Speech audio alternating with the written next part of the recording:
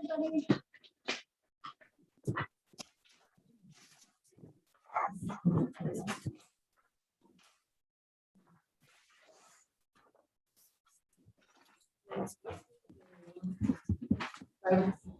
Obviously, Bailey,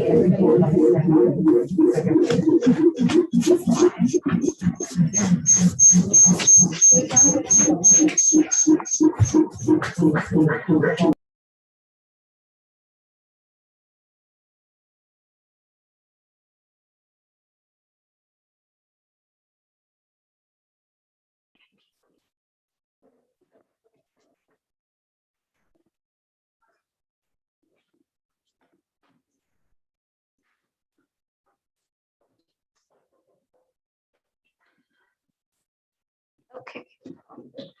Are we better now? Is that better now, Mike? Yeah? I think so. Okay. All right. I will call this meeting of the Mount View Los Altos High School District Board of Trustees to order at 7:15 on November 8th, 2021. And apologies for coming back a little late out of closed session. We are at item 6.0. So would everybody join me for the Pledge of Allegiance?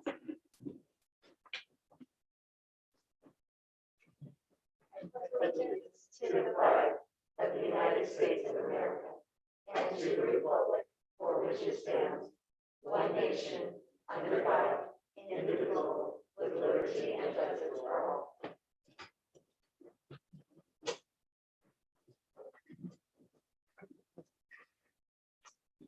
Thank you. And let the record show that all trustees are present, as well as our two board reps. Welcome, Abba. Welcome, Marley. And I would take a motion to approve the agenda and note that we did, one item was pulled, which is item 10. That has been tabled to a future meeting. Joe Simidian's team were not able to come this evening to talk with us. Okay, So item 10 has been pulled. so moved. Second. The motion from Phil and a second from Catherine to approve the agenda minus item 10. Riley, how would you like to vote? I agree. Thank you. Abba? I agree. Thank you. Back to the board. All in favor? Aye. Motion carries unanimously. Thank you.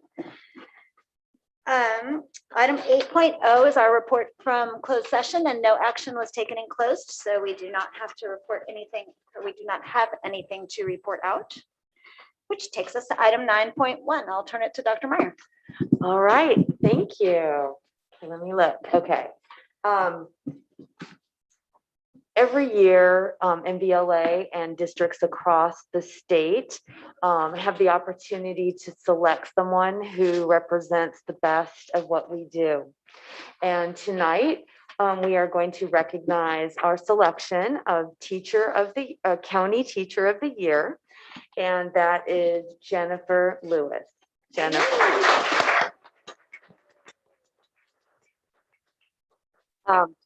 I want to share a little bit about Jennifer. I know that many of us know her, but I want to read a little bit here.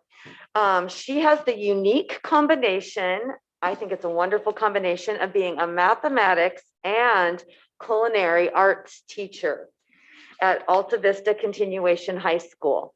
And as Teacher of the Year, she was selected within our district and represented us in San Jose this month at the Corinthian Ballroom, and really did a fantastic job of not only being our representative, but sharing how much she cares about our students. She has taught here for 18 years, taught total 18 years, 8 here in MVLA, and the past 2 at Alta Vista. She represents a strong team of teachers who work very hard to accelerate learning every day. We're very fortunate to have such dedicated professionals, and Jennifer is indeed one of them. We asked Jennifer to share some of her thoughts recently, but I will just share that she was an electrical engineering major. And one day someone came to one of her classes and asked for volunteers to come and work at the local high school. She signed up and loved it. And from that day forward, she knew she wanted to be a teacher. So with that, I'd like to recognize Jennifer. And Jennifer.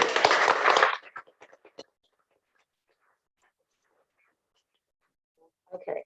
And Jennifer, is there anything that you'd like to say? No? I forgot to add modest and humble and a woman of few words yet important. So, Can we take a picture? Will you come up and let us take a picture with you, please? Yes, Yes. okay, awesome. All right. We're gonna go toward the podium. Mike's gonna put a pretty good back up there. Thank you, Mike. Okay.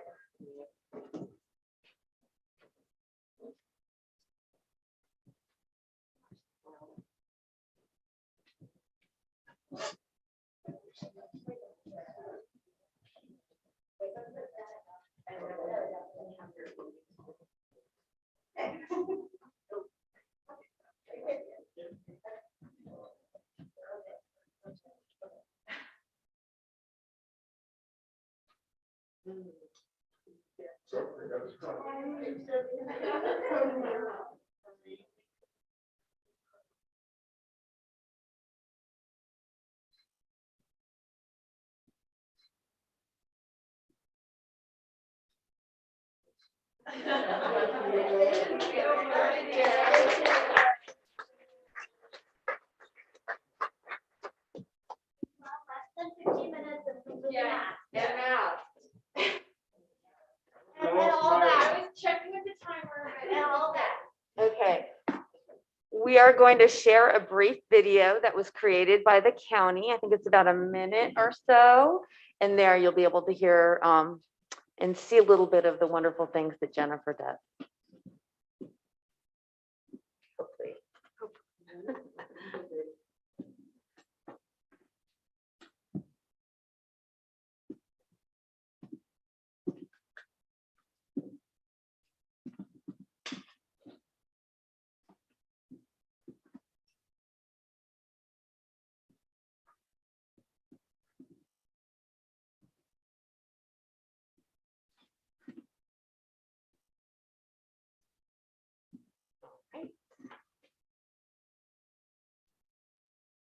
And she's been struggling. With math, it's all about confidence, and a lot of the students struggle with the confidence, so they think they can't do math. So with this student, we went back a little bit to build up her foundation, and now she thinks she can do every problem. And even if she's struggling on a problem, she'll attempt it, and a lot of the students struggle with the confidence, so they think they can't do math. So with this student, we went back a little bit to build up her foundation, and now she thinks she can do every problem. And even if she's struggling on a problem, she'll attempt it. And a lot of the students struggle with the confidence, so they think they can't do math. So with this student, we went back a little bit to build up her foundation, and now she thinks. That's Sarah Togolas got us Teacher of the Year, Yes. but we like them all. This student, we went back a little bit to build up her foundation.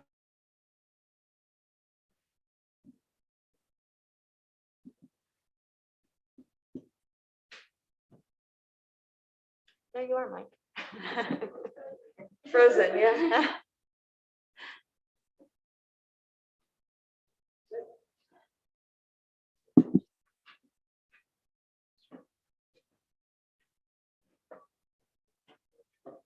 We'll get it.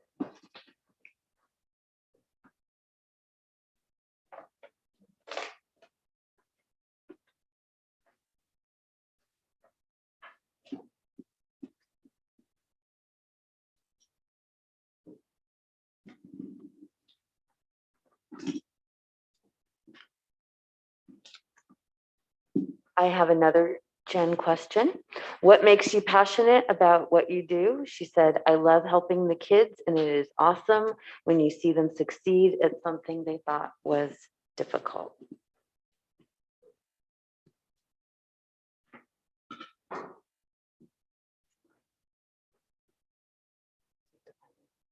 So with When you this see them student, we went succeed back a at little bit something they to build thought up her was foundation, difficult. and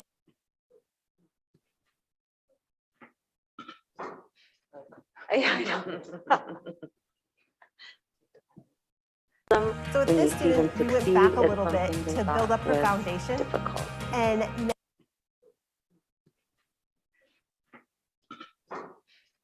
I know. Jen, do you maybe want to say 2 words about the student that you were talking about? You can just stand up from there. Can you just tell us what you were talking about? One of my students really struggled in math, and it's never been her strong suit. So we went back in her foundation, work on her basic skills. And now because she has a stronger foundation, she feels like she can do any math problem. Even if it's something she doesn't know, she'll at least attempt before she says she doesn't know. Because I thought that was one of my best moments. Here was a student who struggled, and now she has the confidence that she can solve anything. Thank you. Congratulations.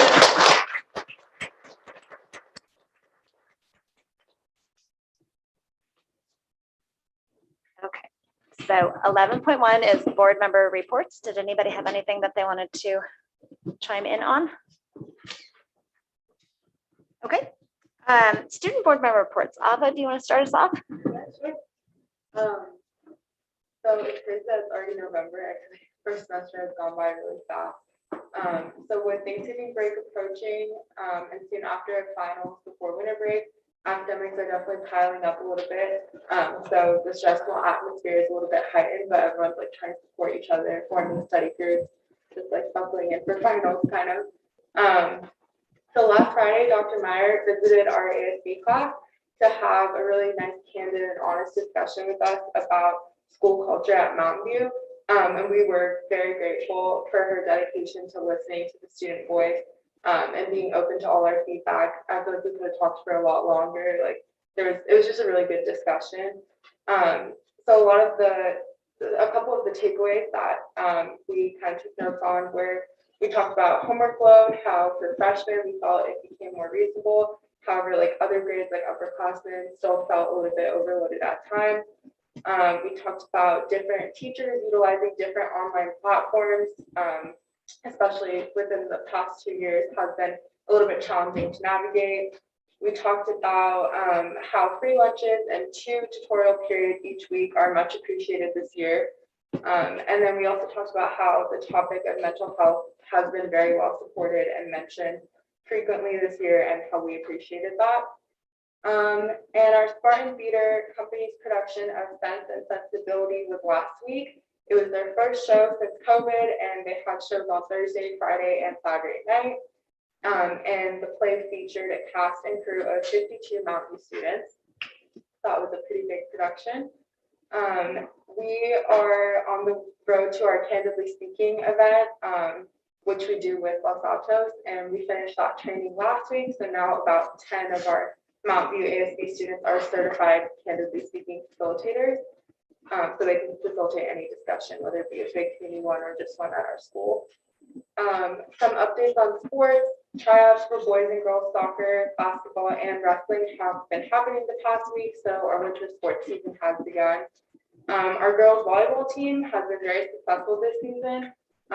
Unfortunately, they did lose to Monte Vista on Thursday night, so they won't be going to CCS, but they did qualify for NorCal playoffs, so they're going to keep going.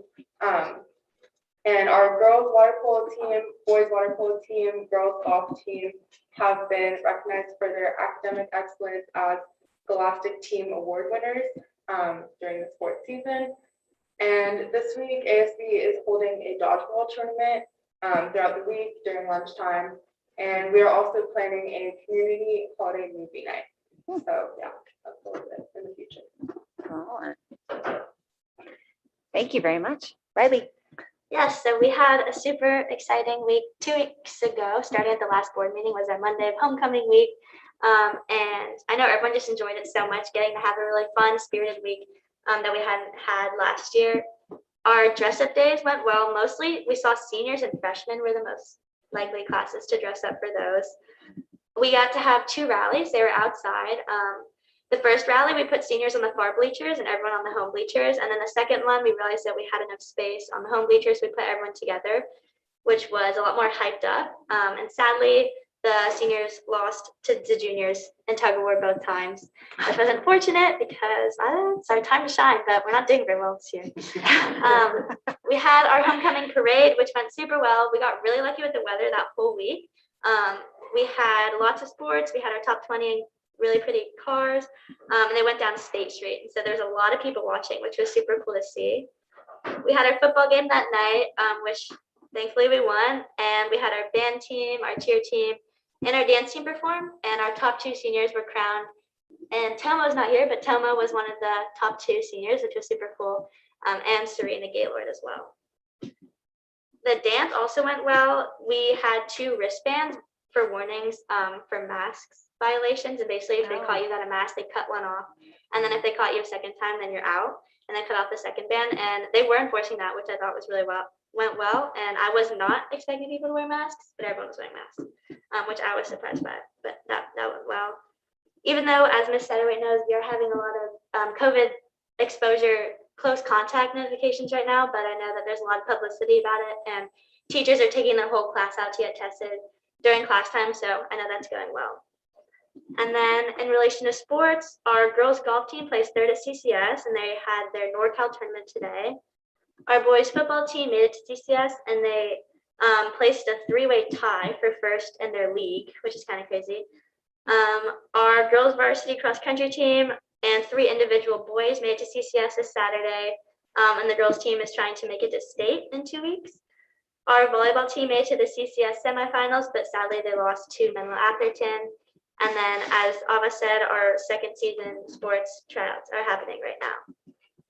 Our ASB class is starting our annual food drive for the 2nd Harvest Food Bank.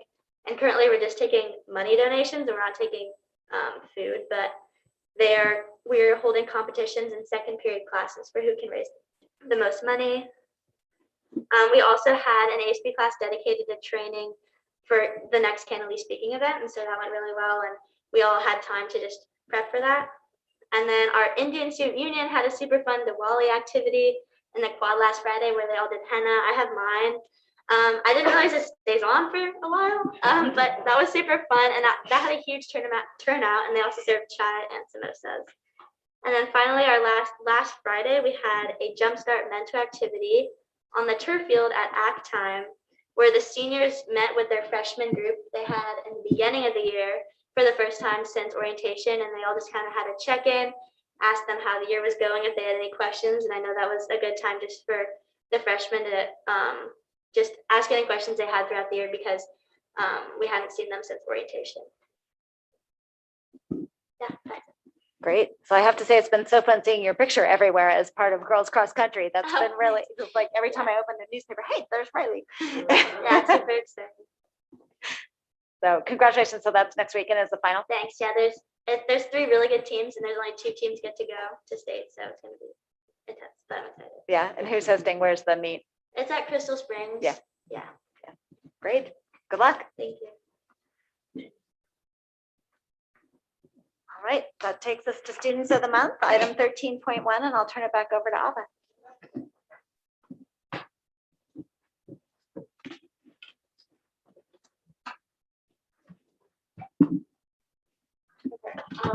So Mountain View High School is very proud to recognize Lorenzo Polaro as He's right behind you. Come on forward. There you go. just There you go. as our November 2021 Student of the Month. Lorenzo is a current senior at Mountain View High School. He is an executive board member of the Ambassadors Club. In Ambassadors, he is the head of the Mental Health Committee, which organizes events such as Spartan Pause once a month and Mental Health Awareness once a year. The aim of events like these and the committee as a whole is to normalize mental health struggles and conversations about those struggles. For him, improving the mental well-being of even a single student is a huge success. He has been a member of Ambassadors since the spring of his sophomore year, and he feels as though he has been able to bring a sense of humor and creative thinking to the club. Although Lorenzo has been out of school for all of September and October due to a brain surgery, he is confident in the future of the club this year and proud of what it has already accomplished. Ms. Camarillo, the head of the Ambassadors program, highlights Lorenzo's ability to make instant connections with people with his easygoing personality and open-minded outlook.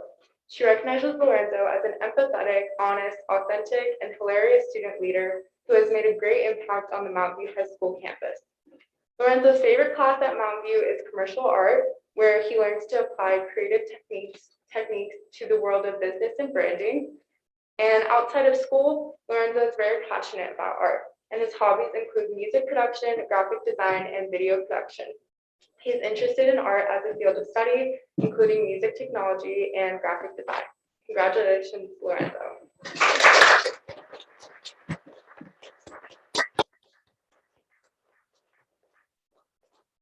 So if you'll stay at the microphone, we probably have some questions, Lorenzo. Congratulations. I have one if nobody else does, but go ahead. Anybody else have a question? Okay. So, yeah, so tell me a little about the commercial art. I'd like to understand what do you draw there? What kind of art is that? Yeah, so I haven't really been in the class a lot since I kind of. You're on your live. Oh, this is on. Okay, thank you. Last week was my first week back, but my teacher, Miss Knock, is really great. I had her 2 years ago for digital art. And commercial art is sort of the application of art to kind of the world of business and branding, but it's not all that. So we do lots of stuff. Like currently we're making stencils to sort of trace onto posters and stuff. We have a lot of fun things we're going to try. It's mostly using different kinds of technology to do interesting, innovative forms of art. Yeah. Great. And I just wanted to say thank you to ambassadors. I was involved in the early days of Spartan's Paws when my kids were at Mountain View, and ambassadors immediately wanted in on that, and they wanted to help partner, and then ultimately, of course, be in charge of it and really take over and design the days. And just thank you so much. It's such a nice partnership with the PTSA, and thanks for doing that. Yeah, thank you. We've had a really fun time putting them on, and it's just really great to see the students come and have fun and just sort of spend a day not thinking about their next quiz or test that they have later that day. Yeah, exactly. Okay, do you have family here with you tonight? We'd love to take a picture with all of you. Yes, my mom, my Come dad. on up, Mom and Dad.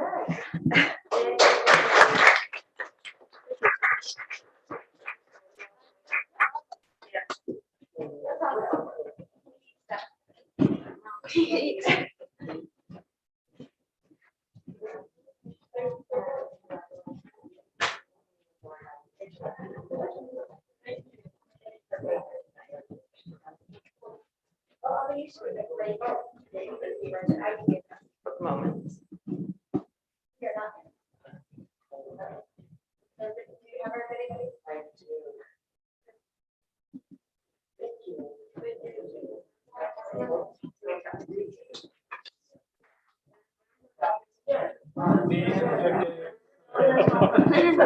You're good.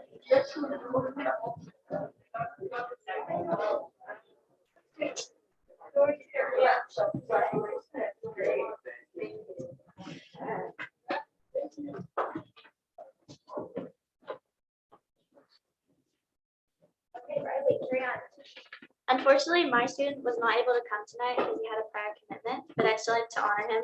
Yes, please. Okay. Yeah, that'd be great. Los Altos High School is proud to recognize Matisse Blanc as our November Student of the Month. It's a privilege to honor all of his accomplishments throughout his time at Los Altos High School. Matisse has an impressive passion for physics.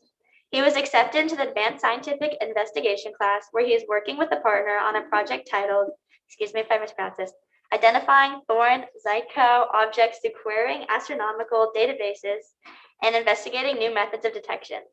In this project, they are researching instances where there happens to be a star living inside another star, also known as a TZO. Their efforts are trying to find potential TZO candidates by using online astronomical databases that hold massive amounts of information on celestial bodies to find potential clues of a TZO. Matisse would put physics on the top of his list of passions, with the plan of majoring in physics and continuing to study and explore this challenging subject for the rest of his life.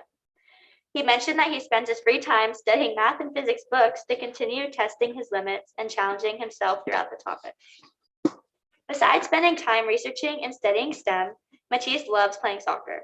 He has been playing the sport as long as he can remember, joining Janza Force, one of the top teams in the Bay Area.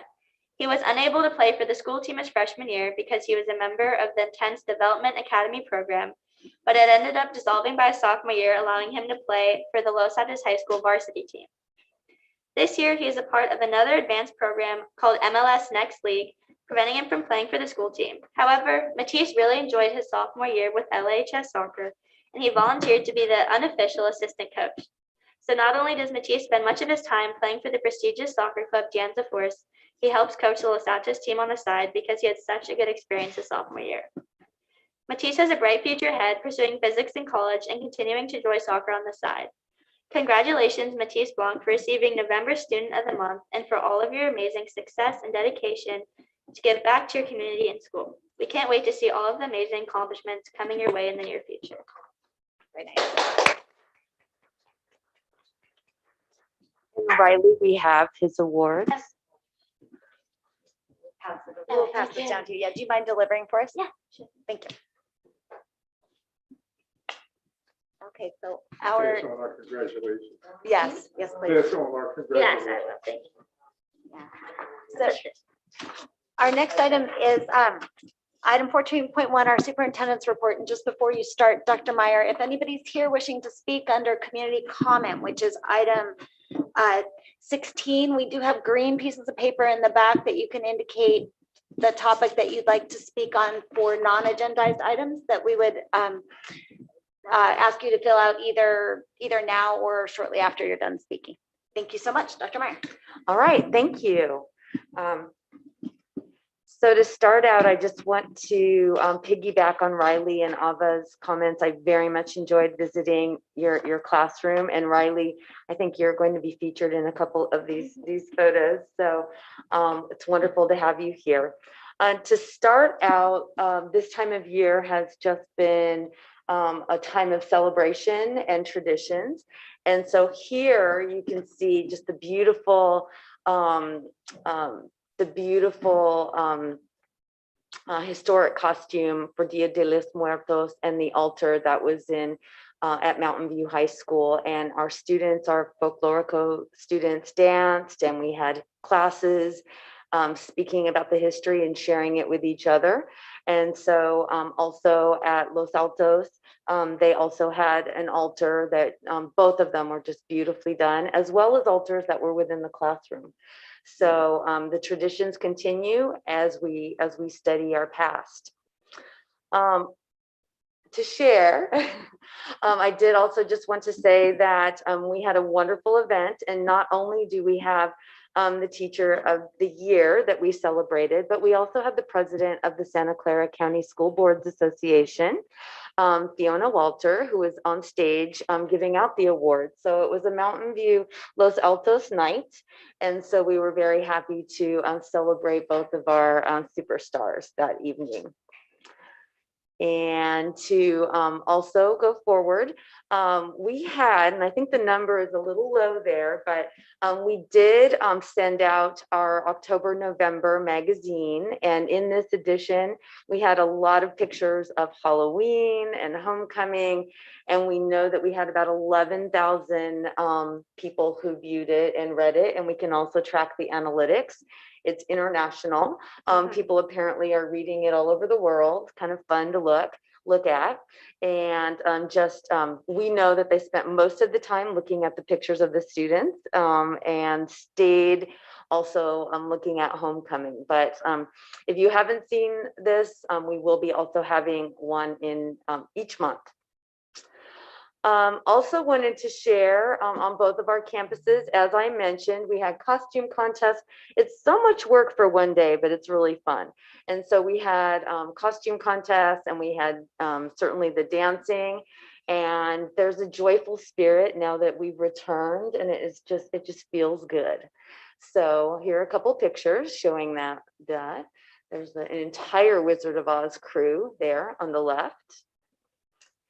And then the homecoming, and we celebrated Mountain Views at our last board meeting, but it was this particular one going down State Street was wonderful. We saw families on eating in the restaurants along the way. It was supported by the city staffers, the local police, and the students each had unique either floats or presentations as they came down State Street.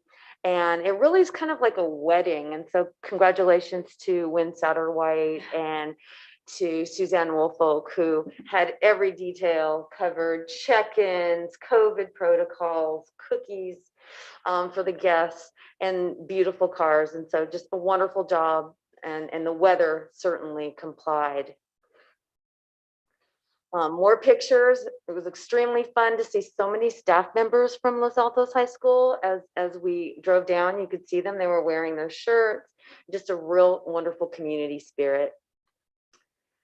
And we continue. I think we've had meetings weekly as we look at our targets with our intervention for significant disproportionality. And for those of you who weren't there, thank you to Terry Fott for our 2-hour study session this between 4 and 6 today. It was well presented, certainly well researched, and a lot of good work that went into it. And this was just one portion of it. So you can see here, we're still doing these in Zoom, but they're productive nonetheless. I also wanted to share that one of the things from the pandemic, not the only thing, but one of the things that we wanted to keep as we move forward and return are the brown bags. And these are just short check-ins on different subjects. They're about a half hour and they have a variety of different topics. And so we already on the right had our annual fireside chat with college admissions officers, and you can find the link on the front of the district webpage. And then also we are planning different fireside chats throughout the year, and they will be certainly synchronous and asynchronous. And we look forward to our next will be December 8th on some social emotional learning. And we're going to tackle the topics of ethnic studies, college and career exploration from an internal point of view, not the recruiters this time. We are planning to do something that happens on our campuses in person, but we decided that we want to host some college freshmen to come in, and now that we're on Zoom, they can come from anywhere to talk about their first year experience, so students can hear about that. Special education will be a topic, and then we hope to end the year of our brown bags discussing the climate committee that we are gearing up to start, and some of the work and goals that we have within that climate committee. And I think this was already mentioned, so you can see here, Los Altos, we have golf, tennis, football, cross country, boys and girls. And then Mountain View, we also have, the season's over, but golf, volleyball, for first round, and then tennis, football, and cross country, male and female. So really well represented. And then, and here I just put 2 pictures, but both of our campuses are enjoying performance season. So here you can see our broken box. Nancy Moran, thanks to her for sending us some behind the scenes photos, and we have some more in front of the scenes when they did Alice in Wonderland. But you can see here, they really built a strong community. I love the one on the right. And to completely shift gears, it was mentioned, and now it's 8, that we have had 8 positive cases. Special thanks to all of our campuses, and all 3 have been impacted, and our personnel team who has been hosting the testing. And the county informed us today, it's 8 cases nonetheless, but none of them in their contact tracing were spread on campus, which is a strong indicator and a good thing. But I did want you to see, and this is before, we have even more now, the number of tests that you would have for 7, 2,800, some repeat testers who just unfortunately were in the contact, more than once. And really 1,100, so it's quite a big chunk. Someone has, there may even be a triple, but you can see the number of tests, and they really are so efficient on both campuses of just doing that swab and getting that information back sometimes within 24 hours. So very proud of our efforts. I've said they're exemplary, but when you look at the number, you can really see. And yes, we had a larger number last week, and we're seeing that, the same kind of indicators across the county, but overall still a low number, but certainly quite a few tests. And then if you want more information on the front of our website, you can just click on that and for COVID information.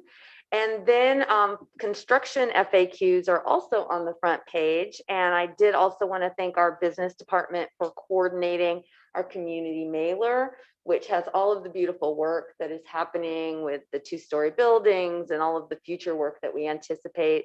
Our students are really already enjoying the benefits of Measure E. So we're very proud of that as a district. And thank you for everyone's work on that. And then to share a coming event, November 16th, we will have Colin Seal, who will be presenting on practical strategies to unleash critical thinking at home. And every time we go to these, they tend to say, wait 24 hours before you practice on your family, but no one does. But anyway, it should be a really wonderful event to hear about ways to push your thinking, to have deep conversations, and how you can connect that to the classroom.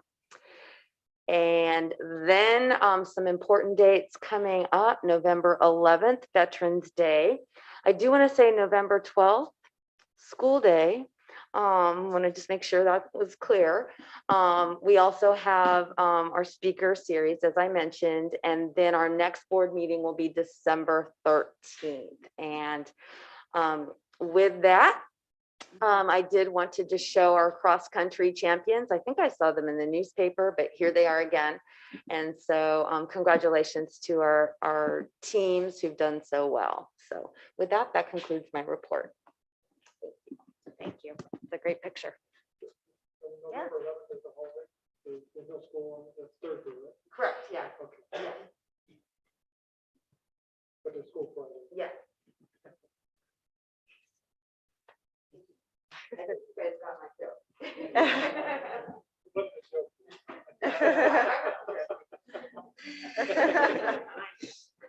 Oh, shoot. Yeah. 4-day weekend, shoot. Okay, item 15.1 is district organization communications from our district organizations, and I don't believe that we've got anybody present this evening. Thank you. Which takes us to item 16.1, public comments on items not on the agenda. And it looks like I've got 3 green sheets, so we will get started. Lada Adamich, excuse me. All right, yeah, my name is Clara, and I have emailed you and also response to Ms. Fox. The issue I'd like to call to your attention is the impossibility for families such as mine to host an exchange student for the school year. This spring, my family was matched with a German exchange student through the organization Youth for Understanding. This is the same organization that enabled me to be a high school exchange student in Germany in 1991, 30 years ago. It was a tremendously enriching experience culturally and in other ways. I went from being an only kid to one of 5. I moved from Manhattan to a small village.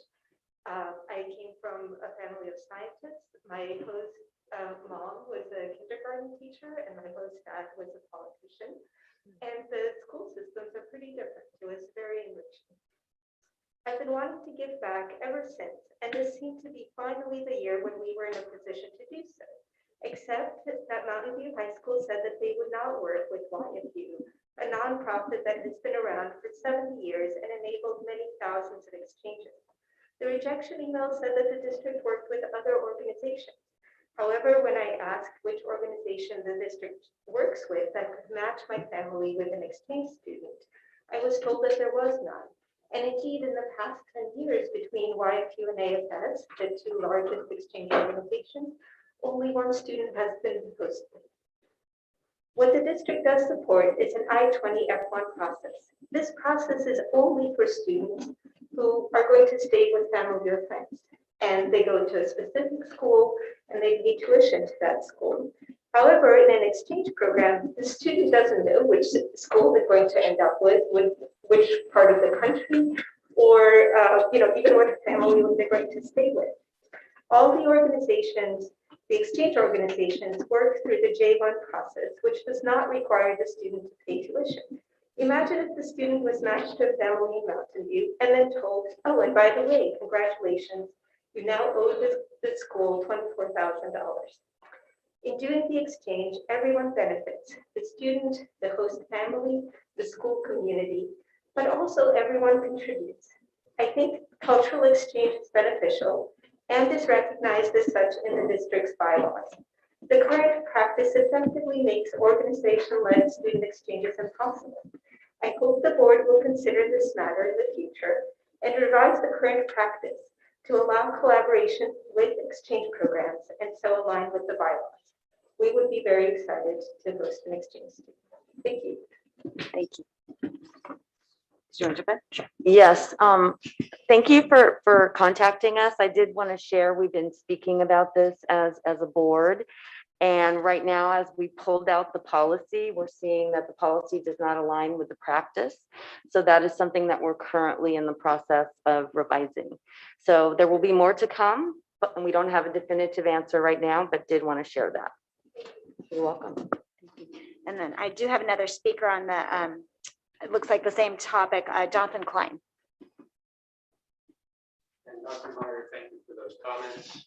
I've been looking to hear something like that. So my name's Jonathan Klein. I'm a local volunteer with AFS. We are the largest nonprofit high school student exchange program in the US. AFS is registered on the California Attorney General's Office. Our exchange programs are certified by CSIET and designated by the US Department of State. This year, 3 Mountain View MVLA families were interested in hosting international exchange students. MVLA's administration declined to enroll any of those students. The administration said it would only accept students through the I-20 process, and I believe this is not in compliance with MVLA's board policy, which states, and I quote, "To enroll in a district school, an international exchange student must be participating in an exchange program registered with the California Attorney General's Office, designated by the US Department of State, and accepted for listing on CSIET."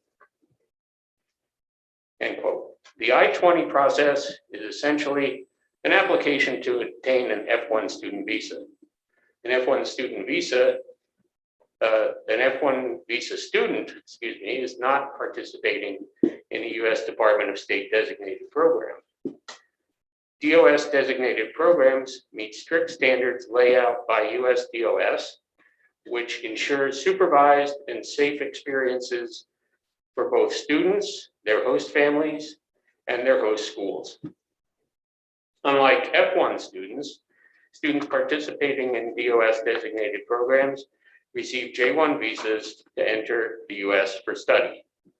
I take no issue with MVLA accepting students with F1 visas, but the fact is that it is currently the administration's only path to enroll exchange students, and it serves to deny enrollments to students participating in programs that meet the board's criteria, which is at odds with the spirit and the letter of the board's policy. It appears that the district administration's policy is primarily motivated by financial consideration that I-20 F1 students are required to pay tuition to MVLA to cover the cost of their education.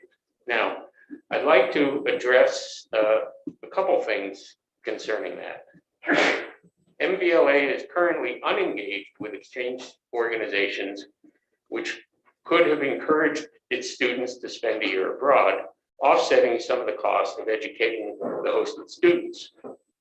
Over the past 6 years, Palo Alto Unified has hosted 11 AFS students and sent 8 students abroad with AFS.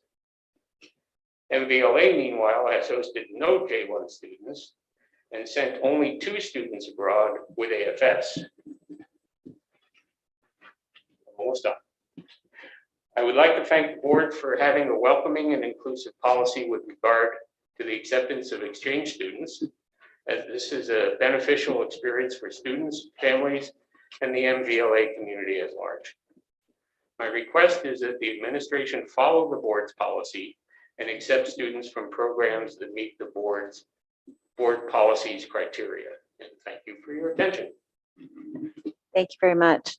And yes, we are looking forward to hearing updates from staff as to revisions to the policy or how we can move forward. So Okay, and Yeah. I've emailed all of you. and absolutely. I'll be happy to also email my remarks tonight, which are a little more specific than what I sent you. That would be great. I would appreciate that. Thank you. So I should have said we would appreciate that. We will all receive that. Okay, so the final speaker is Dr. Joshi. Hello, welcome.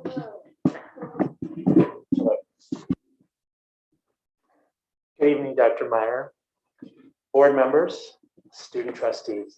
My name is Shashank Joshi. I'm a professor of psychiatry, pediatrics, and education at Stanford. I direct the school mental health team at Lucille Packard. I'm a parent of 2 teens and a young adult, and I'm a founding member of Project Safety Net Palo Alto.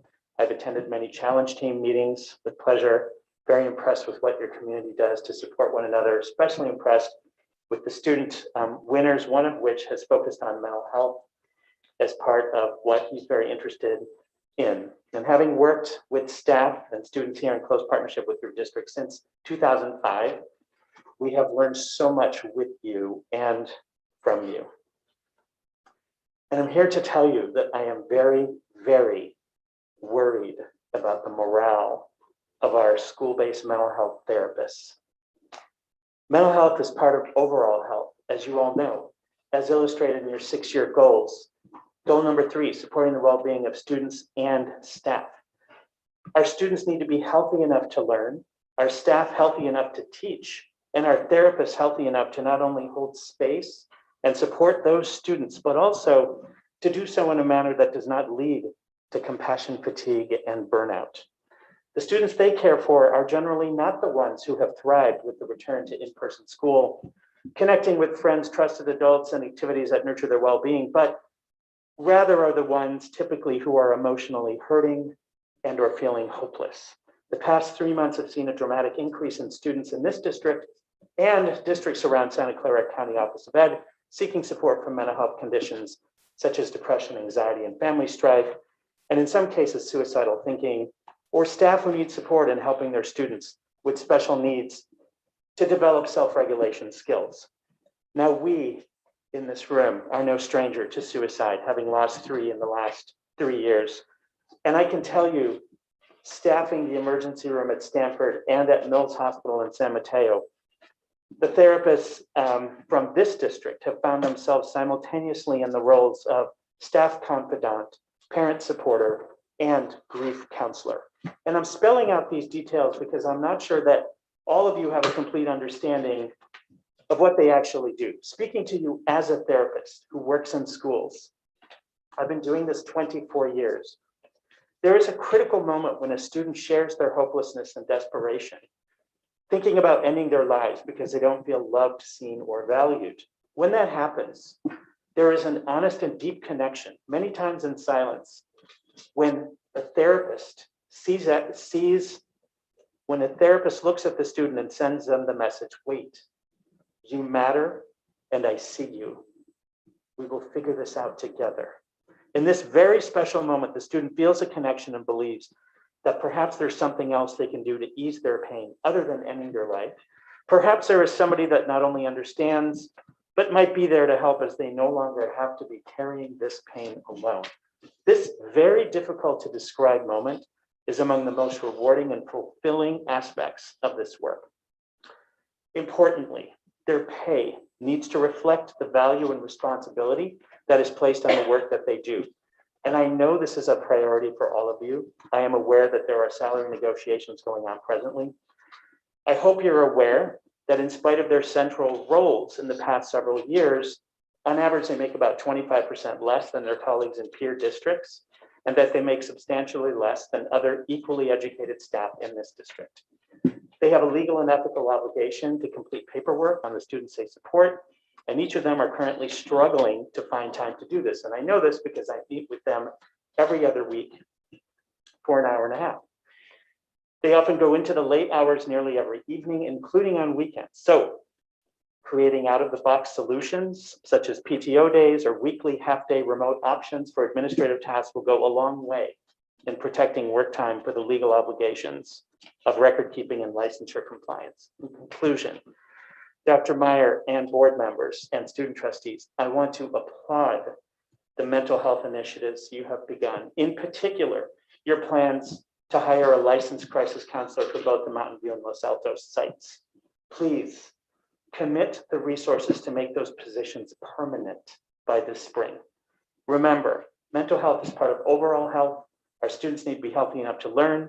Our therapists need to be healthy enough and feel supported enough to perform the many complex roles they are asked to do. Again, goal number 3, I applaud your ongoing attention to this. Suicide may be in the rear view mirror, but we know that objects in the rear view mirror are closer than they appear. I applaud your efforts to address the needs not only of students, but also of your therapists in the context of their social and emotional learning and work environments. We have been partners for 16 years, yet our new and urgent work together emerging out of the pandemic is just beginning. Thank you. Thank you, Dr. Joshi.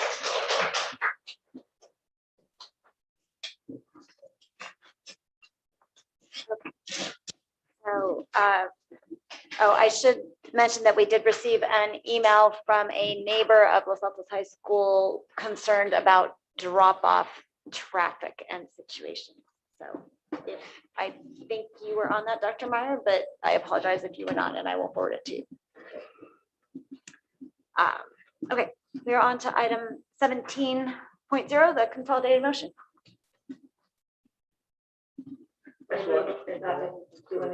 move that we approve the consolidated motion 17.1 through 1711. Thank you. I've got a motion and a second from Catherine and Sanjay to approve the consolidated motion as presented, items 17.1 through 17.11. Ava, how would you like to vote? I approve. Thank you. Riley? I approve. Thank you.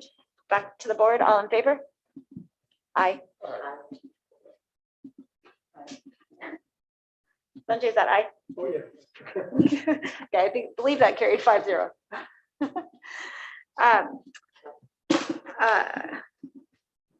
Thank you very much. Nothing was pulled, so item 18 does not exist. We are on to item 19.1, which is our department presentation from our English departments. And Dr. Maya, turn it straight to Terry. Okay. Oh, sure, yes. All right.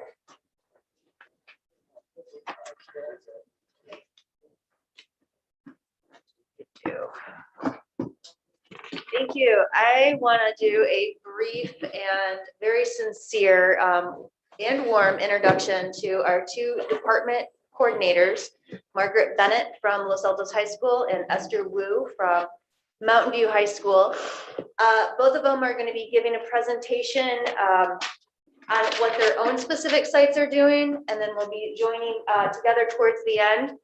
I do want to note that although the two sites look as if they're doing something different, both of them are aligning their arrows towards equity, towards literacy, towards supporting all students in the English department, as well as both sites have dabbled with each other's work before. So as an example, Los Altos has done STAR testing, Renaissance testing, as Esther's going to dive into the weeds on that.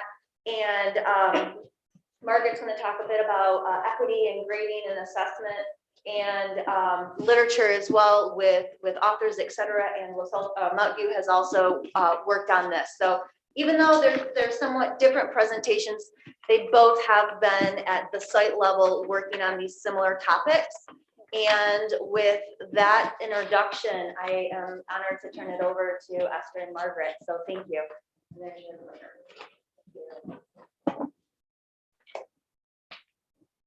Good evening, Dr. Meyer, MVLA Board of Trustees, student trustees, our district leadership. Just 1 minute. community. I'm Esther Wu. I'm the English Department Coordinator at Mountain View High School. I just began my 15th year here in our district, started in 2007 as a student teacher. Been here ever since, and this is my 3rd year as the English Department Coordinator. My hope is that by the end of my brief time is that we understand who Mountain View English is, our mission, the work that we've been doing in the past few years, present and future, and the challenges that we face and the ways in which we can partner together to support our needs. And so at the beginning of this year, we were very inspired by the MVLA Board of Trustees adoption of a definition of equity from the National Equity Project. Actually, let me just go back really quick. And so we were so inspired that we adopted this definition. Educational equity means that each child receives what they need to develop their full academic and social potential. And when we heard that this was our district's adopted definition, this really inspired us as an English department. And so I've entitled our presentation, Equity and Literacy, Keys to Success, and how we are responding to this definition of equity, providing the support that each child needs to develop their full and academic potential. So who are we? Mountain View English Department. We strive to be leading and a learning department that seeks to meet our WASC goals and raise the academic achievement and overall well-being of all students, especially our historically underserved students. And with equity in mind, we really want to be educational leaders and learners who get results in that we see the academic achievement and socio-emotional well-being of our students across the board. And if we don't quite get the results, we understand why, what's happening, and what are the strategies and supports that we can try. Our English goals are our WASC goals. And we've been working in earnest on WASC goal number 2, which is to continue to narrow the opportunity and expectation gap for critical learners, wellness and socio-emotional learning, as well as committing to using data, internal and external, to make instructional decisions. And so WASC goals 2, 3, and 5 have really been on the forefront of our minds. And so with that in mind, what exactly have we been doing with equity? We've been inspired by the work by Dr. Zaretta Hammond, who is an educational researcher, and she makes 3 distinctions of equity. And we really focused our work around culturally responsive education, which focuses on improving the learning capacity of diverse students who have been marginalized educationally. And so that's been sort of the key and the anchor of all of our work that we've been doing. And so if equity is the goal, what is the tool? The key to success? And something we're discovering is that it's literacy. Literacy is the key to access and narrowing the opportunity gap. It extends beyond reading to include the skills students need to understand, question, and participate in the world around them. And in doing so, literacy transforms not just the child, but also the community. So equity is the goal, literacy is the key. And so what does this mean in terms of what we've been doing past, present, and future? So a few years ago, we started working on vertical alignment. We realized that we had a lot of horizontal alignment within our course teams, but not so much vertical. And so that's been a project that we started to embark on. We've been doing deep dive into SBAC data, which is part of our WASC goal, to understand our students' needs, where we're succeeding, where we need to grow. And that's really been kind of the themes across the last few years, past, present, future, is that vertical alignment, using data to inform our instructional practice. And in particular, last year, we started looking at grading and assessment data and really looking at CSACE data. And so part of WASC work is CSACE work. And we've been really looking at the data around our historically underserved students. And so this year, we continue our equity focus with culturally relevant teaching, data-driven instruction, and we really honed in on reading, instruction, and literacy, and what this means for our CSACE work, and really trying to support our students who have been historically underserved. That's where we are up to the present. Where are we going in the future? We hope to continue the work, and I just wanted to share a seed, a germ, if not a microbe, of a future project. And that is, in the English department, we see an amazing opportunity to partner with our ethnic studies counterparts. We see, hopefully, this is a long-term vision, but we really hope to have a humanities integrated approach where 9th grade survey of literature talks to ethnic studies, and that these 2 courses really are partner courses where we can strengthen the literacy and reading and writing and speaking and listening that ninth graders are doing. And that is so far in the future, but that is something that I've been talking about with Nate Bowen and Julie Yick at Mountain View High School, and something we're really excited about for the future. So let me share with you what our vertical alignment vision is. We are seeking to align the English department curriculum around the Common Core standards of writing. And we would like to have a COIL where every single year students have instruction and experience around narrative in the first quarter, which is literary nonfiction, literary analysis in quarter 2, which is kind of the classic literature that we read. In quarter 3, informational and argumentative text for research and argument. And quarter 4, a creative synthesis of the 3 writing modes that they've been working on, as well as all the text genres that the Common Core asks students to become proficient in reading. And so that's our vertical alignment vision. We've really thrust our efforts into Q3 research and argumentation, because as you may know, all seniors at Mountain View High School must write a senior thesis to graduate. And so we've been really trying to backwards plan, starting from senior year, what does research look like at the 12th grade, 11th grade, 10th grade, 9th grade level. And so this is an ongoing long-term project that we've been working on towards equity and literacy. If I can ask a question, so on that, on the previous slide you have, so, no, I don't want that. This one? So, so you have, each quarter, this is what the students will be, this is your focus area for each of the quarters, right? So in terms of the student and practically what they'll be doing in each quarter, is it going to be something, is the assignments are different, or are they building on each quarter? And I guess part of me went like, for writing, for example, do the kids start off like they have a writing project maybe in the first quarter, and do they build on that, whatever that ability that they had at that initial quarter, to then be able to get into a higher level by the fourth quarter, to basically improve their writing, right? Absolutely, yes. And so it's a, think of it as a coil, both at the horizontal level and the vertical level, where, I mean, if you think about good writing draws upon narrative elements, literary analysis elements, research and argumentation. Writing is never a purely one genre, but for the sake of learning, you kind of build those foundational elements, and you teach them very specific techniques and styles that are specific to those standards, and then you bring it together. So hopefully we're trying to build that at the 9th grade level, 10th grade, 11th, 12th, and then it increases with depth and complexity with every year. Okay. That's the long-term goal. Right, I guess, because one of the things that I've learned is that writing is a lot about rewrite. Oh, yes. Basically, you take it and then you rewrite it, and, you do it, 30, 50 times until you get it right, until you do it. And I'm wondering, because that's one thing I don't find like I did in school, right? Basically, the report, I got a grade on it, and then I moved on to something else. I really didn't improve on that initial book report or whatever thing I wrote. I rather spent more time just continuously getting that seed paper that I had and get it up to an A level, and figure out everything I needed to do to get to that A level, to get that paper to A level. That's where I would have learned what it means to improve upon, my writing skills. Absolutely.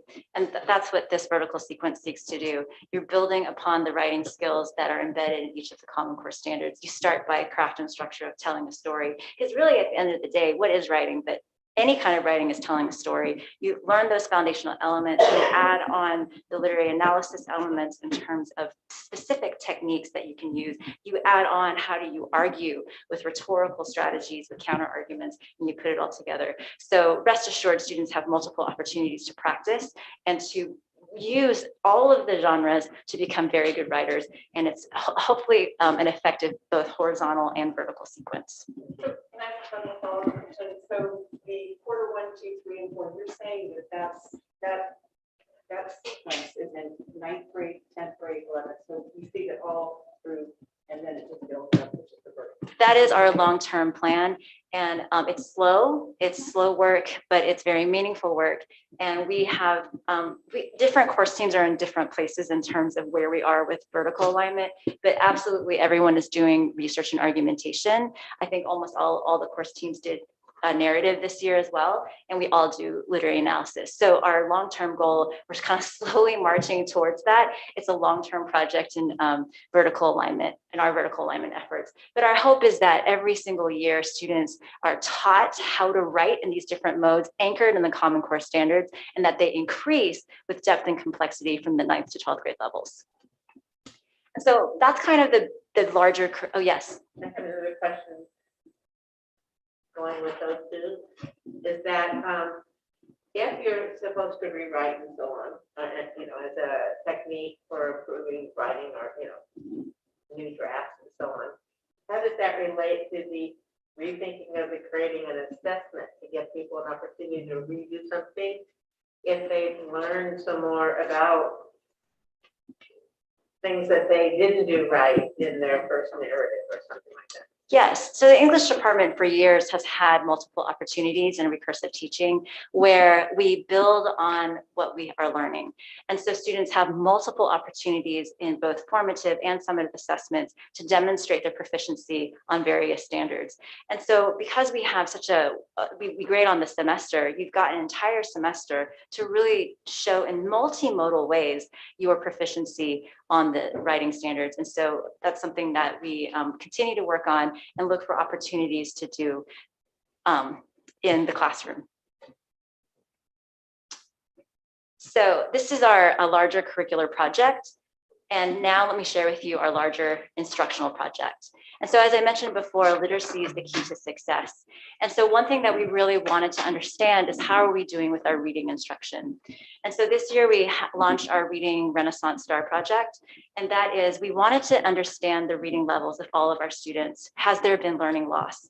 And we have never done data collection at this scale before, so we don't quite have a pre-measure, but at least we have a starting point. And so thanks to the generosity of our district through Terry Fott and her office, we were able to obtain Star Renaissance licenses where we administered the test to 1,980 students in Gen Ed. ELD and special ed ended up taking this test as well. I have not included their data because I just want you to see what mainstream Gen Ed English kids are doing in terms of reading. So we assessed nearly 2,000 students between August and September, and we're going to assess again in January and May because we want to understand, are we making any progress in reading? What is our starting point and what is our ending point? And so the Star Renaissance test gives a most important measure, and that's called a student's instructional reading level. It's IRL, and what that means is it tells you the grade level at which a student is reading at least 80% proficiently at recognizing words and comprehending reading material. For example, if a student's IRL score is 9.2, it means that they are reading at least 80% proficiently at ninth grade with ninth grade words in books. And that is the most important measure that the Star Renaissance offers. So we were very curious, where are our students' reading levels? These are our results. And so as you can see, the red indicates students who are reading at an elementary school level. The yellow indicates middle school. The blue indicates those who are close to grade level, one grade level below. The bright green is at grade level, and the darker green is above grade level. And you can see the breakdown of students.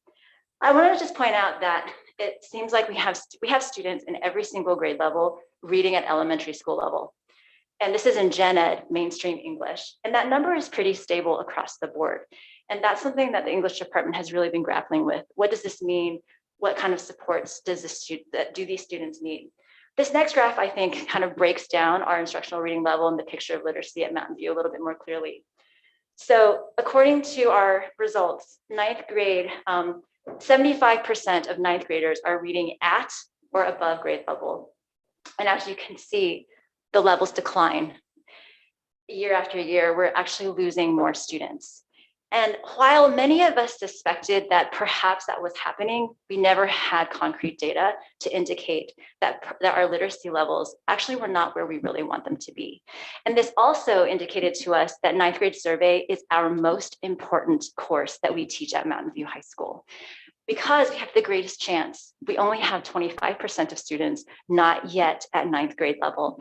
And the chance and opportunity we have to support those kids and to elevate their reading is much greater as the years go on. Because if you start out not, in elementary, I guess what I'm saying is that the difference between, say, 4th grade and 9th grade is not as big as 4th grade and 12th grade. And we really want to know, what's happening, what are the students' needs, and how can we support our students to make gains and strides in their reading levels. And so this is the picture of Mountain View High School general education and our reading literacy levels. Let me now show you our Latinx reading levels. We just got done with a big data dive. So looking at the data, it's very interesting. So the question I wanted to know on this is, are we only tracking students that we've had from 9th grade that have progressed, or are there students that have entered into the 10th and 11th grade that are also involved in these numbers? Would you have to know that?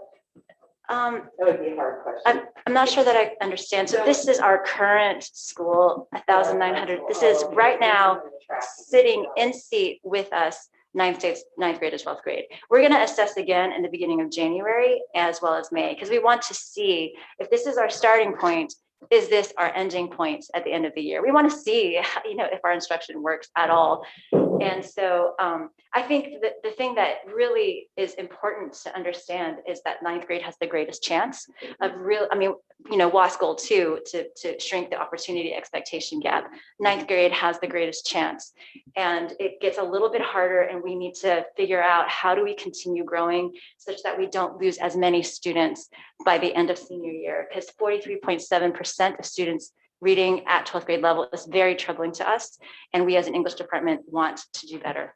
But see, this snapshot now could also be, we could interpret that these students that are in 12th grade were in our 9th grade, and you can see how they have progressed just by looking at them. Yeah, to some extent. We don't really know since we don't have a baseline.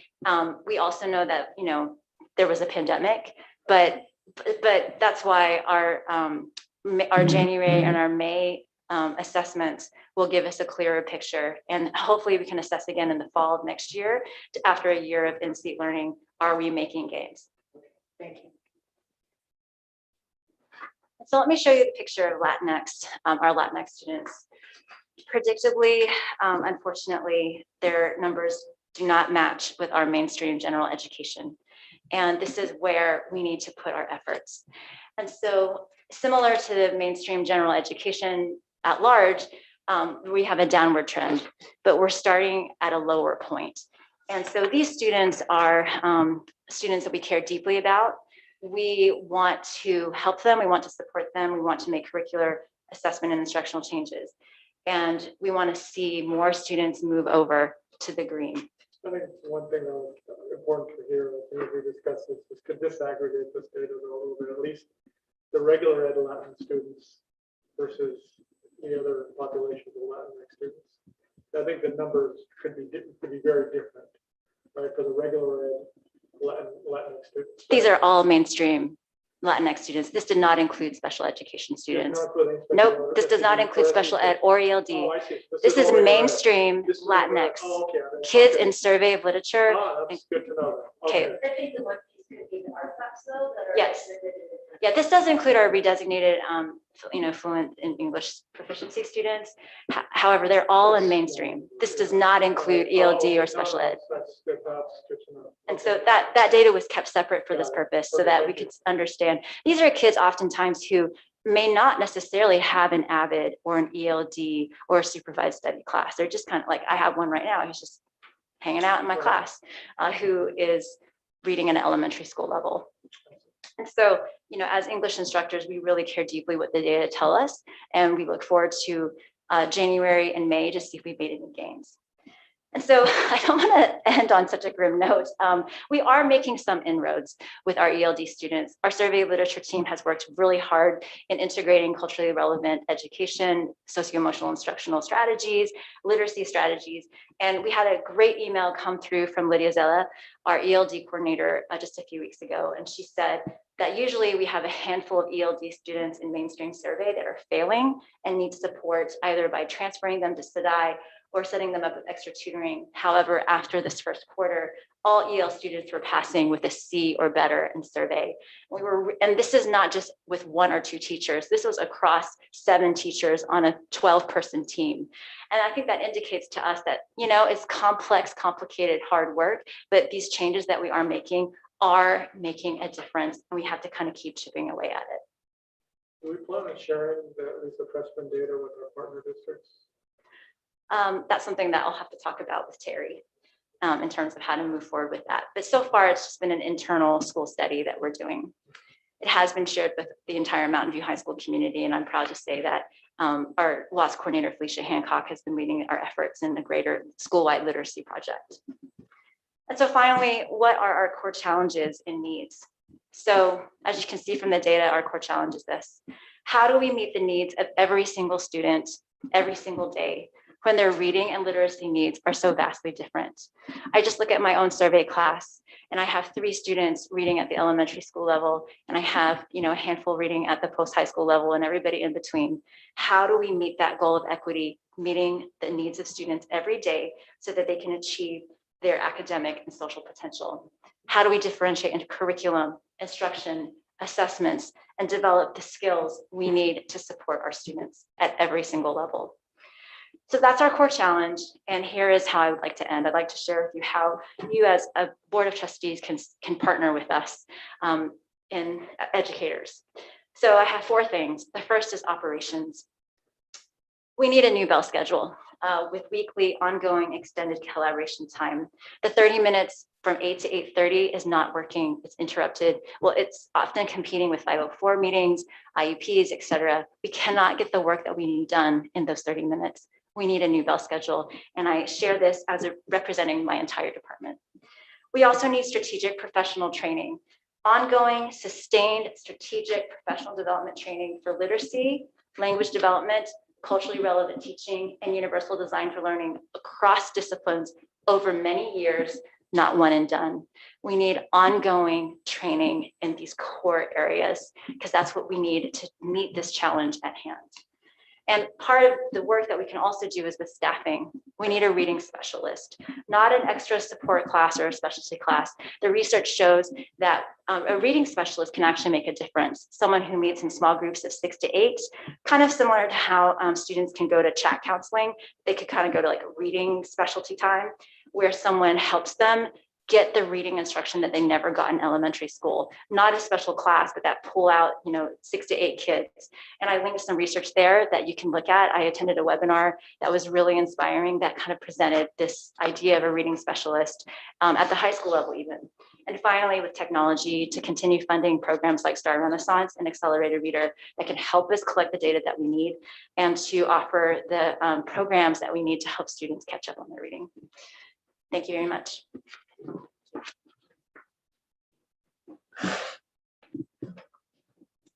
Good evening. So my name is Margaret Bennett. Got to change the slide here. My name is Margaret Bennett. I am the English department coordinator at Los Alamos High School. This is my second year in this role as coordinator. I also teach 4 English classes. I started at Los Alamos way back in 1990, also as a student teacher, taught for 10 years, stayed home for 10 years with my son, then came back in 2012, and I've been here ever since. So kind of interesting because I have a little bit of old school and new school. I mean, when I left to go have my children, the word was please, please, please, teachers, check your email at least once a week, right? That was reality. So things have changed just a little bit. My objective tonight is to share with you some of our course changes since your last board report from the English department, which I believe is in 2018, certainly before my time as department coordinator. What we're excited about in our department right now and what are some of our challenges. And so all of the changes that we have been implementing the last couple of years have been under the umbrella of equity. And that really has been the focus of all of our decisions and conversations of late. We are exploring and implementing ideas for having greater equity in our classes, including promoting a greater diversity of voices and texts and perspectives in our curriculum.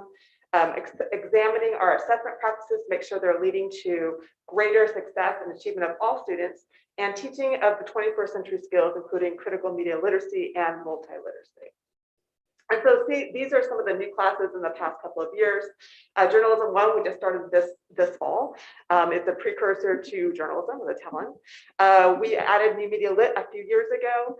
Positive psychology is under the umbrella of English just because it's taught by English teachers, but it's an elective.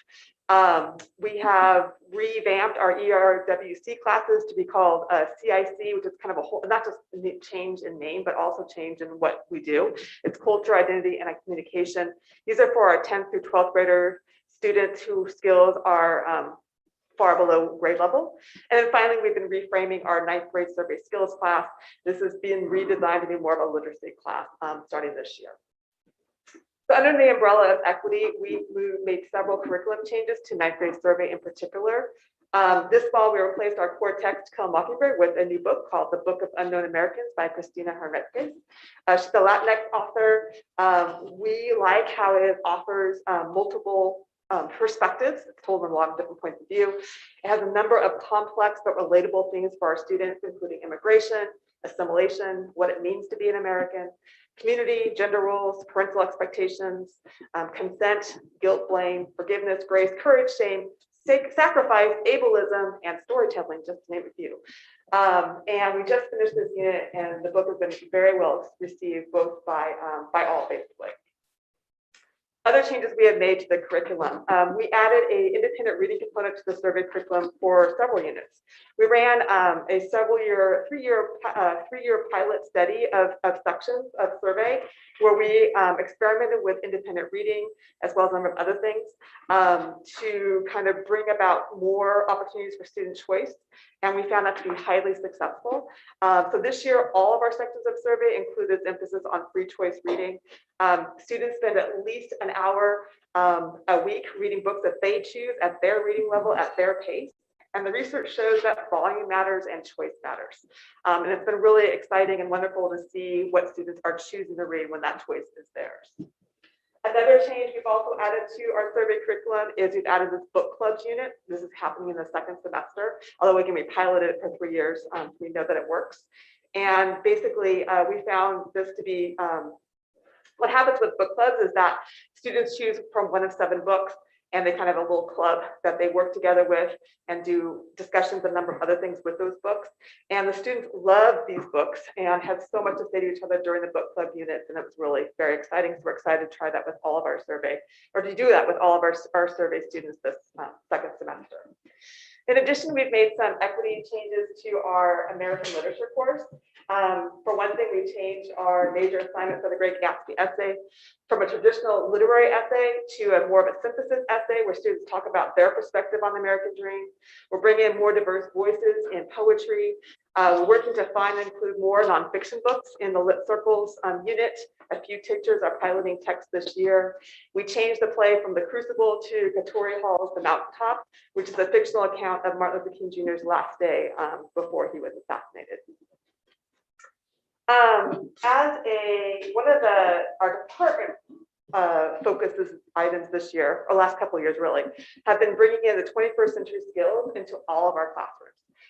So how do you define 21st century? You can see, why would this work? Good.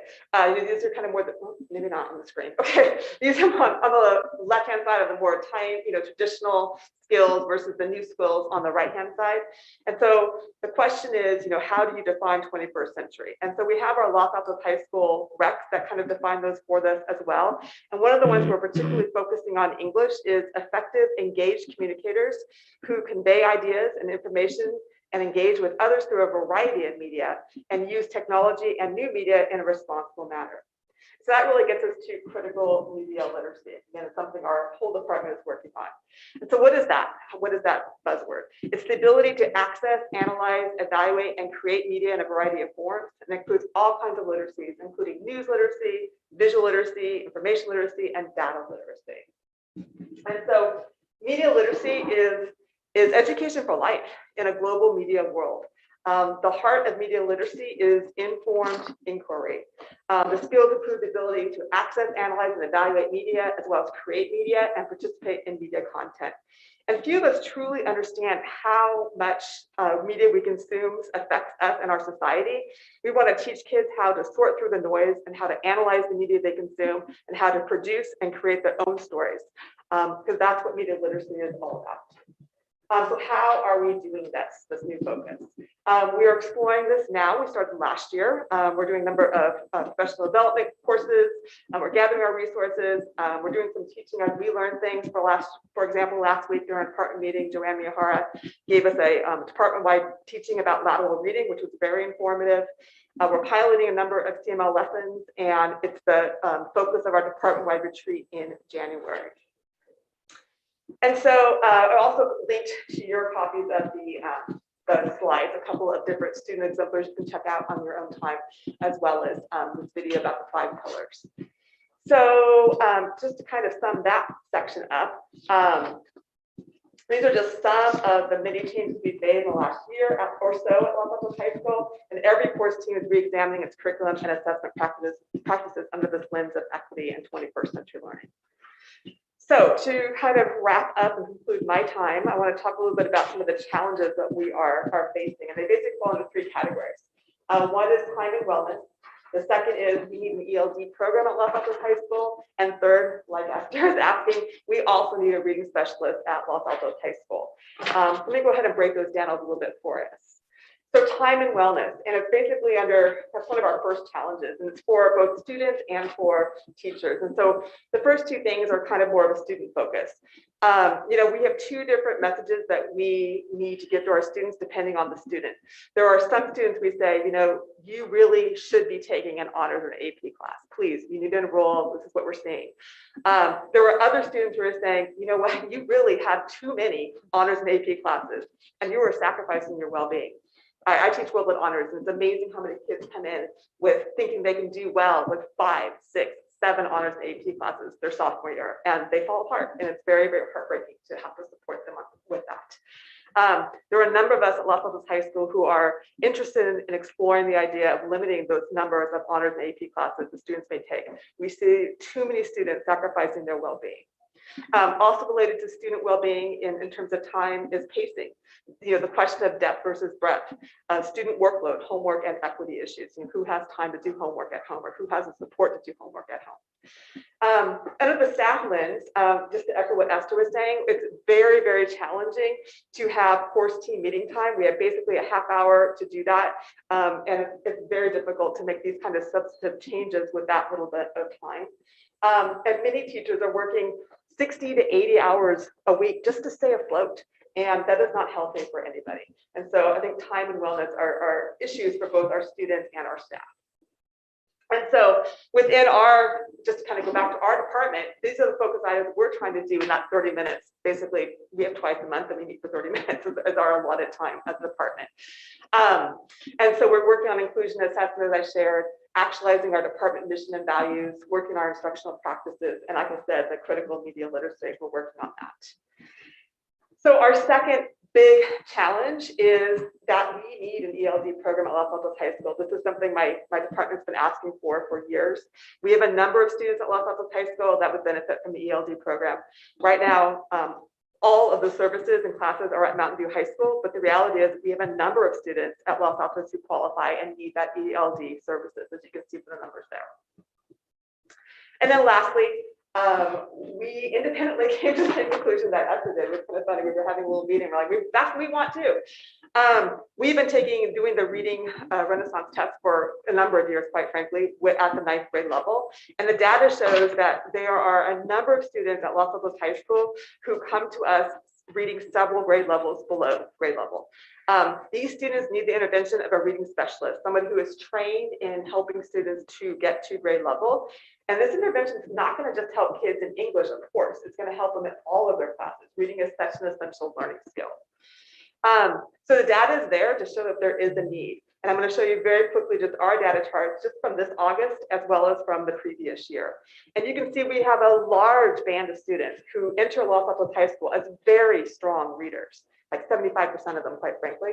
But we also have a significant number of students in the 9th grade who enter Los Altos High School reading far below grade level. So just to, you did the same assessment that.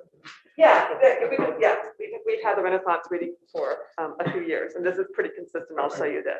And so again, you can kind of look at the slides. The green is our 71% at or above grade level, but we have about 140 students who come in at 9th grade. This is just this August, and 9th grade only, who need interventions. So 29% of our incoming 9th graders fall in the below benchmark category. And that's comparable to what happened to last year. I just only included last year's data. We have a number of years of this data. So last year, about 75% came in at or above grade level. But again, we had a significant number who need intervention. When you look at our additional data from our CIC students, these are kids who are in our grades 10 through 12 CIC classes, as well as our kids in our 9th grade skills classes. We have about 80 or more students who could definitely use the services of a reading specialist. And so why a reading specialist? Esther alluded to this, and we can certainly get you the data, that all of the research shows that intensive and individualized instruction by a trained specialist can make a huge difference in helping students grow and to get to grade level. This is from the U.S. Department of Education. So why do we need one again at Los Altos High School? These students have basic decoding and reading comprehension issues. They need intensive and individualized support. As secondary ELA teachers, we are not trained to teach reading to students at the elementary school levels. That's just not, we never learned that. Specialists will work with students on one-on-one and in small groups during class time. This is a kind of a pull-out or in-class activity. And again, this is a school-wide issue. It impacts a student's ability to access material in all of their classes. So we echo Mountain View High School. We hope that you'll consider adding a specialist at both of our schools to help students become better readers and learners. That's the end of my formal presentation. So thank you for your time.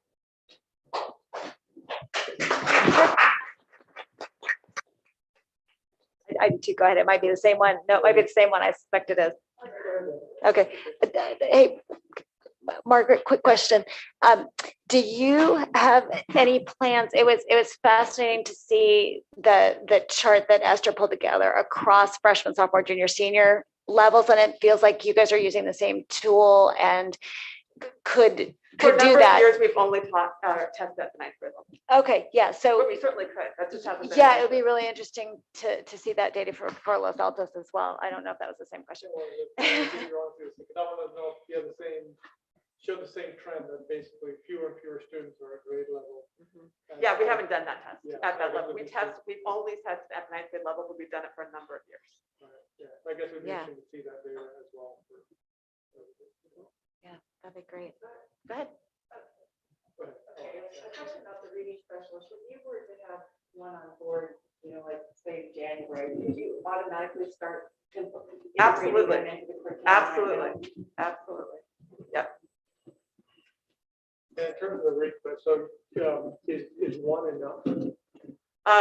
Probably not, but it would be a start. They would start with one at each school, and then we could kind of assess and see what could happen in 6 months. And I guess we'd have to maybe just look at the number of students that they would be able to support, and how many students you have that are below grade, below grade level, and to be able to assess on how many you need. Right? If that's how you would do it. But I guess that's the number I think we could just. Yeah, and I think we could do some more research and find out more about it. But yeah, more to that. Yeah, I think with any new position, it takes time to figure out the purpose, the role. Yeah, can I have you come to the mic just because we have folks on YouTube watching? Right? I think perhaps kind of just to start small and kind of increase, I think always makes sense. If you go back to the Mountain View slides, we have 32 freshmen who are reading at elementary school level. That's a pretty doable number to start with. How do you figure out how to do small groups with those 32? What's their schedule? We could utilize tutorial time and to start there to see if we can make any gains. And how amazing would it be if those 32 kids at Mountain View High School ended the year closer to ninth grade. What an amazing effort and use of our time and resources. So I think I would want us to start small, kind of see how it goes, and then target ninth grade because we have the greatest chance there, and then maybe think about how we can expand. But as Margaret said, getting a reading specialist trained at elementary decoding and those skills, that's something we desperately need because we as secondary credential teachers, we were taught a different skill set. Yeah, in our numbers, we have 38 students in need of urgent intervention, and we have 58 students in need of intervention. So again, I would recommend starting with one. You said that how great would it be to have that person start in January, and we can see how they work and so forth, and see what kind of results we're getting. And the students that basically, so there are every year, there are a number of students that are at the grade level for the current year, but then they basically, then somehow they're not at the next grade level. Do we have an understanding of what's happening with those students? Yes, and so one of the things that Star Renaissance does, it actually breaks down the data into standards. Okay, I did not add those graphs, but we actually got to see what standards and skills students really struggle with across the grade levels. And a lot of it has to do with defining words in context and making inferences as the Lexile level of the text increase. So in other words, as you should with 9th grade, 10th grade, 11th grade, 12th grade, the texts get harder. Common Core has stated what the Lexile level of each text should be for each grade level. But because their decoding is not strong enough, even if you're kind of at grade level, if you haven't solidified those skills, as the depth and complexity of the text increases, you have a harder time catching up. And you have a harder time decoding and making inferences and making sense of the text in front of you. And I don't know if you've ever looked at the SBAC, but the reading cognitive load of that test is extremely rigorous. We just did an SBAC interim for all of our 9th graders. We have data for that. And we actually started with an 8th grade SBAC IAB. And what we discovered was that those kids who are in the red and yellow, they lacked the stamina to even just make it through an 8th grade IAB, because the Common Core standards are asking our students to be able to read at great length, stamina, accuracy, decoding, comprehension. And so that's why we have to build those skills very strongly in the early years, so that as the depth and complexity increases, they are also able to keep in step. And that's also why independent reading, which Los Altos has been piloting and Mountain View has been inspired by and doing this year, is so important to build those deep stamina, fluency, comprehension skills. Because the truth is, there are a lot of kids who aren't reading the S9 reading. Rather than a lot of kids, but there are certainly a percentage of kids. They tend to be the kids who are at need of intervention. And so if we can get those students to be reading, period, right? I always give the analogy in my class of basketball, like you could think about being a good basketball player, but you have got to get the basketball in your hand. You've got to be dribbling, you've got to be shooting. You can think about being a good reader, you can sit in the class, but if you're not reading, you're not going to get better at reading. And so we learned a lot when we had our students choosing what they wanted to read and so forth. And they realized the joy of reading because they kind of like not read it for so long. They just sort of like, made their way through. And so actually reading makes a huge difference as well. I have a question about assessment because in Mountain View, you had done some work on assessment and grading, rethinking grading assessment. Now you're in the middle of it. You've been sharing back and forth. Are they going to come to kind of a steady state where you kind of have a very similar way of doing assessments at the two schools, or? Well, I think we actually are more similar than you would think. Yeah, I think it's really identifying best practices rather than policies, if that makes sense. What are the best practices around assessments that we can implement in the classroom? So for example, something that 9th grade survey, I think found success, why you see ELD students making C or better, is that we really see the standards as equal, because the Common Core presents them as equal: reading, speaking, listening, and writing. Oftentimes we elevate the written word, and we see that as like the highest standard of all, but actually the Common Core doesn't show that. It's equal. SBAC assesses them equally. And so therefore our grading categories are 30% reading, 30% speaking, listening, 30% writing. And what we're discovering is through multimodal means of assessments with that speaking and listening, we actually get a lot more out of our RFEP students, our ELD students, showing their comprehension than they can maybe through the written word. And so that's a way to pursue equity, and that we are honoring their strengths SAPAS. It's a strengths-based pedagogical assets-based approach. And it accurately assesses what they can do in the oral comprehension and production level. And hopefully over time, they can translate that into reading and writing. And another question about the SBAC. Is that a time test? I never took an SBAC back in my day. So, so is speed at all involved in your reading or your comprehension? It's untimed. When they give the students the FBAC, if they are in the time that we usually give it in a time frame, if those students are able to finish that, but it's untimed, they have the time that they want. Usually what happens is kids get tired and just don't have the down. And it's also computer adapted. And so that's adaptive. And that's actually really important because it starts kind of like near grade level.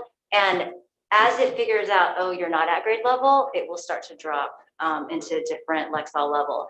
And so while it is untimed, students have to be able to meet the moment. They have to demonstrate proficiency at grade level because the computer will figure out where are you. And so our SBAC data, I can clearly indicate it's very consistent with our Star Renaissance results that the same, historically underserved groups of students struggle on that assessment because of the stamina required, the fluency, the comprehension, defining words in context, making inferences. And these are skills that and you can't develop them if the texts you're reading in class are way above your instructional reading level.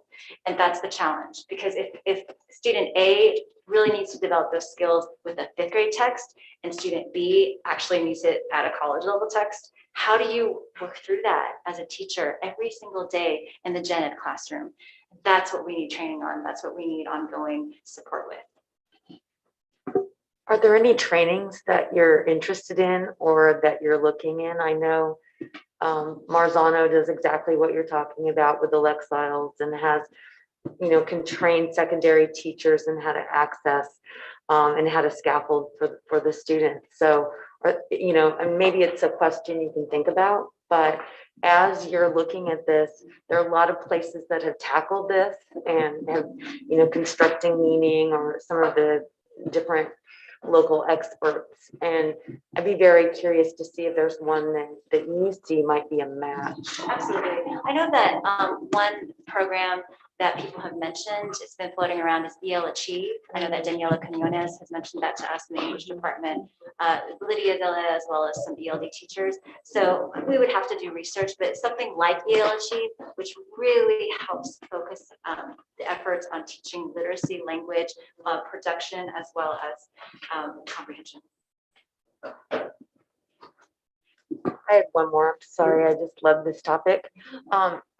I'm very fascinated with you found students who are on watch right as 9th grade, urgent, or and I know we have some parallel pull-out classes, but what kind of supports are in place, or what supports do you see we need to monitor and track? Because if we know right away they're on watch, what does that mean? What are we doing about that?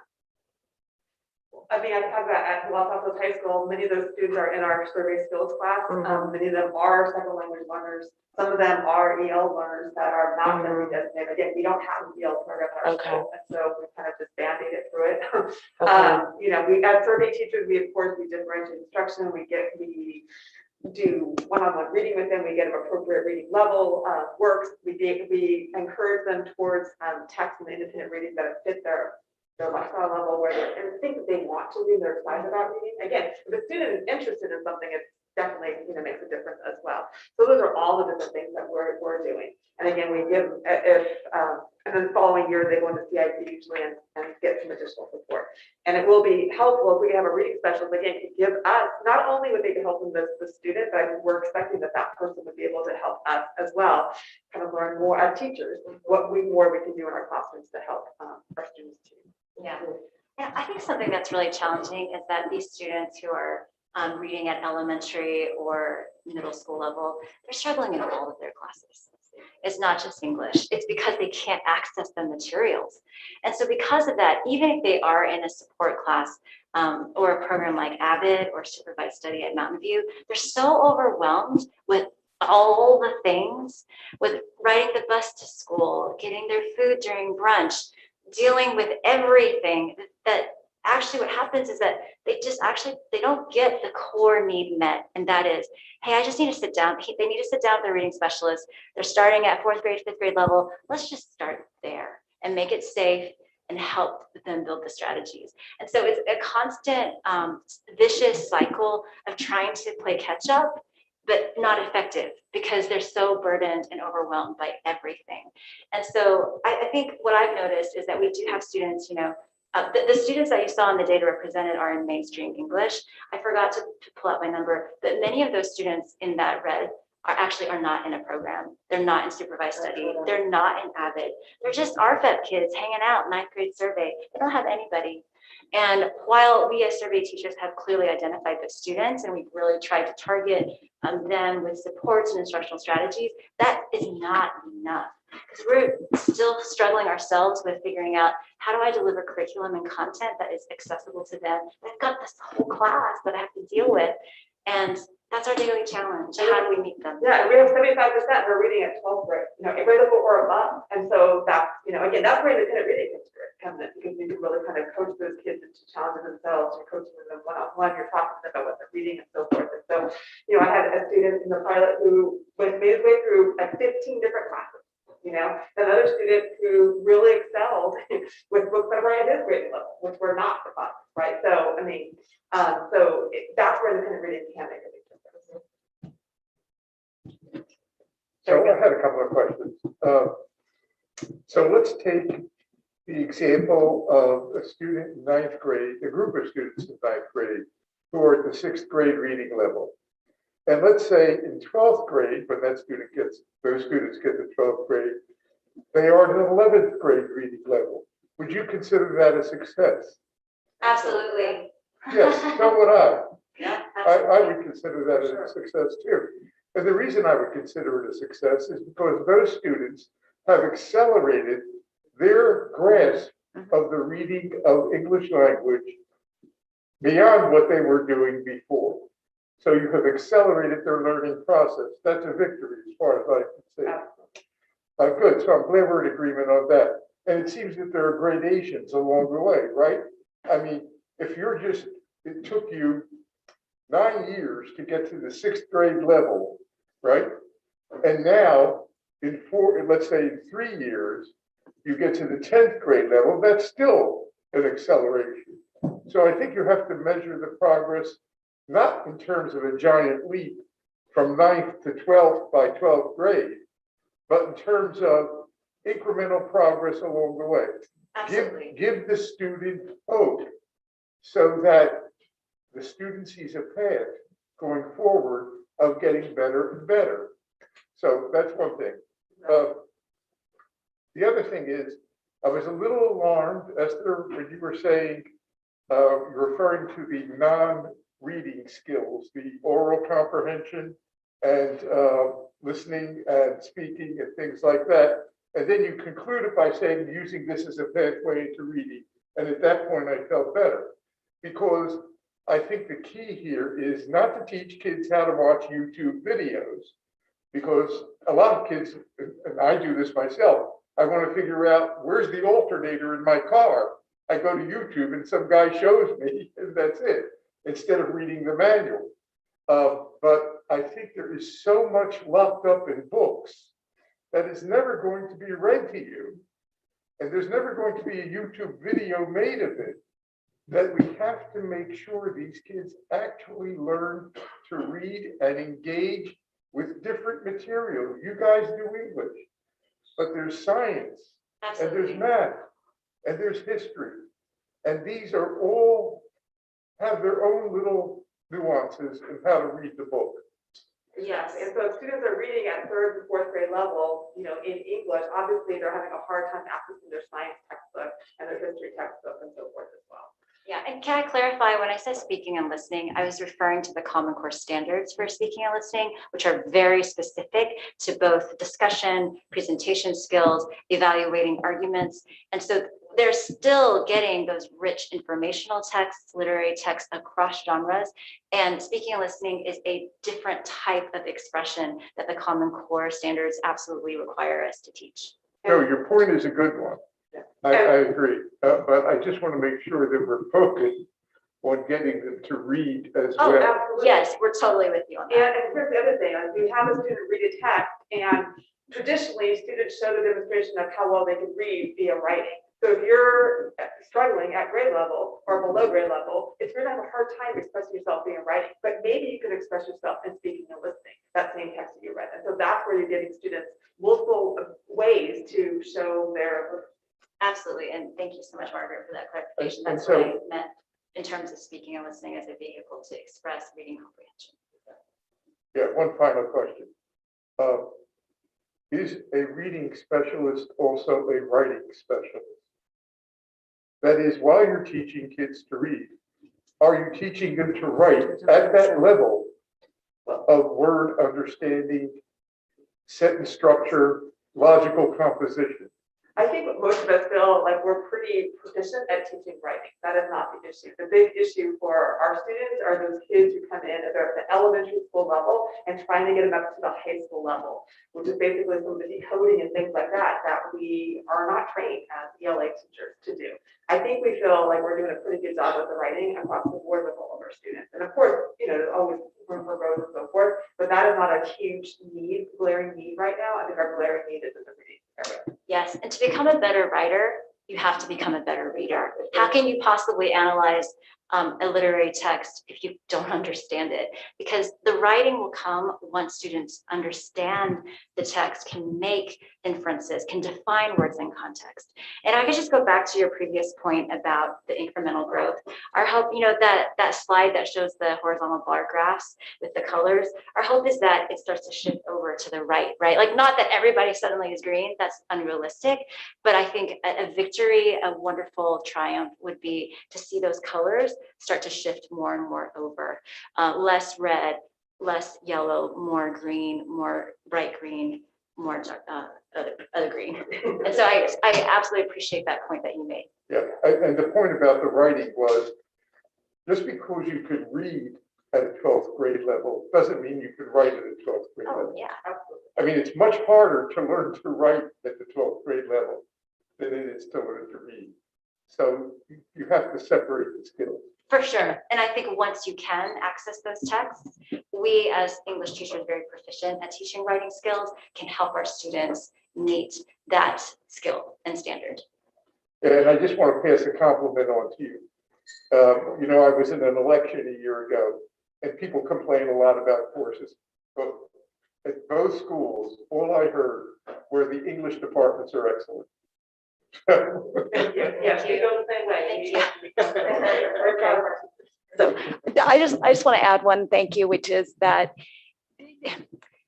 thank you for looking at the data and not being afraid to show the challenges that we are facing in the schools, because that's the only way that we can get ahead of them and support you and support the students. And not every district up and down the state has a culture where you can do that and where folks can all be part of the solution and look forward and think about what's best for kids. So I'm just really grateful that, it's tough data to see, but we know that we all want to work with you on it and assist kids. So Thank you. Thank you. yeah.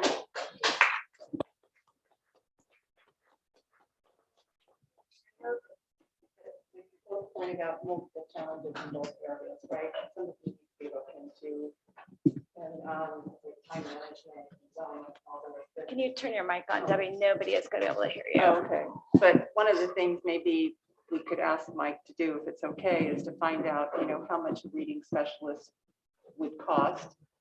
And if we are in agreement, if there is room in the budget, maybe some COVID funds or something, I don't know. Yeah, I was gonna suggest that Dr. Meyer and Terry talk with Mike and with the teachers. Yeah. Yeah, I just wanted to make sure that we were following up on it, because not all of it is stuff that we can do right off, but this may be something that we could do if we have funds. Yeah, we can discuss and share more information on the topic, and just for information, it's typically exactly the same as a teacher. But The cost was. right. Okay. Yeah. Thank you very much. And they are already out the door. Okay. All right. So we're on to item, sorry, I should have offered. Did anybody want to speak on this item, community comment wise? Okay. Yeah. Okay, so 19.2, our educator effectiveness block grant. And to Terry or to Dr. Meyer? Sure. Okay. Do a quick little intro. Yeah. So this is, hold on. There you go.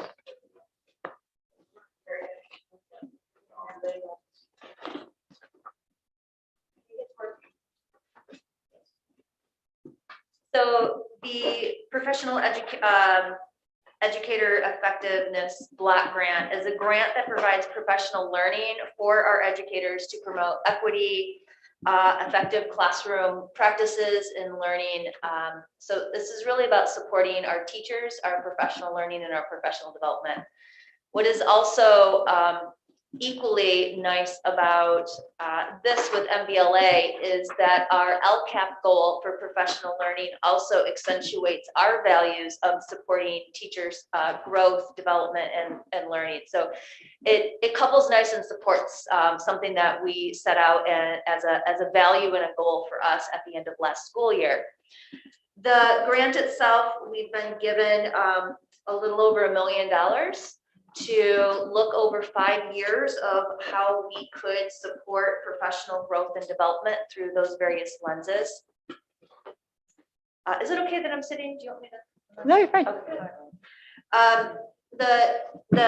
Some of the core buckets that we designated this money to is one called the Silicon Valley Math Initiative. And this is focused for Algebra 1 and even into geometry. And we would be partnering with the Silicon Valley Math Educators Initiative to support pedagogical support, curriculum development, in more of a applicable hands-on support for our Algebra 1 is where we would start. They do coaching, they do training, they come and do observations, they give feedback with the observations. There's a few different districts in Silicon Valley, included up in San Francisco as well as San Mateo, that is working with the Silicon Valley Math Initiative and have positive results with this. And so part of this money goes to the MOU and the coaching, and then part of it goes to, in that first year, teachers are required to have a release prep period to be able to support the intensive amount of curriculum development that they have to implement. The other areas that we're looking at is training our IAs to support the trauma-informed practices, and that goes through a PROACT where we would have some of our staff trained, and then they would do ongoing training and onboarding with our IAs. Equity, Learning Palooza, and ELD training as well is plugged in there to support our ELD teachers with literacy. We're having conversations as well as supporting Los Altos with ELD, and so that would be encompassed in there.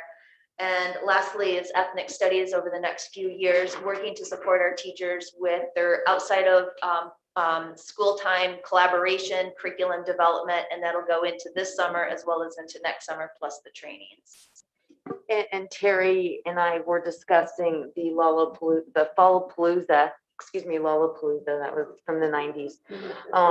I did want to say that is the perfect place to look at some of these literacy strategies and some of the training across all content areas.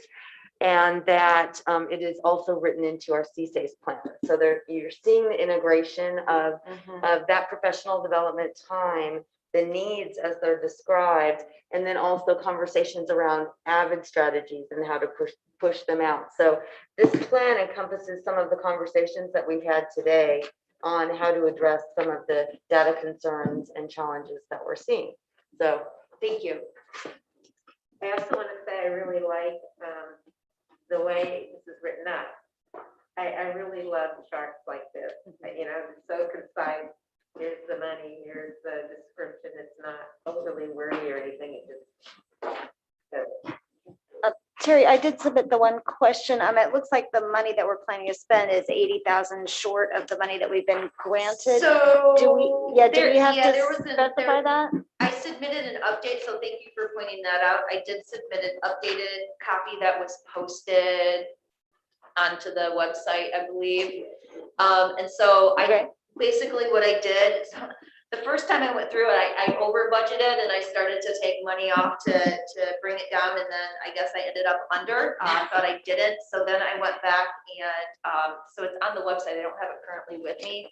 But I left the categories the same. I just returned them more to the original amount that I was budgeting for. And so in the end, the budget was it came out even to that 1,000 or 1,092,000. Right. So on and so forth. Okay. So when we do get to a motion, we need a motion to approve the revised version. So just to clarify, we're not able to approve this today. This has to stay for public comment, et cetera. And at the very next board meeting, we can do the approval. Oh, okay. Deal. So this was the first reading, if you will. Okay. Other questions? Anybody have anything? Okay. Thank you. Thank you. All right. So 19.3 is resolution 22-10, revised declaration of need for 2021-2022. And we just need a motion. It is a resolution. For those of you in the public or listening, we do this each year whenever we are short teachers in various categories. This is a normal thing. It comes through about once a year. I move that we approve the resolution 22-10 revised declaration of need for 2021 to 2022. Second. Okay, so the motion, a second from Catherine and Phil that we approve resolution number 22-10. Yeah, go ahead. Yeah, but we can still approve, but I just want to understand the need. So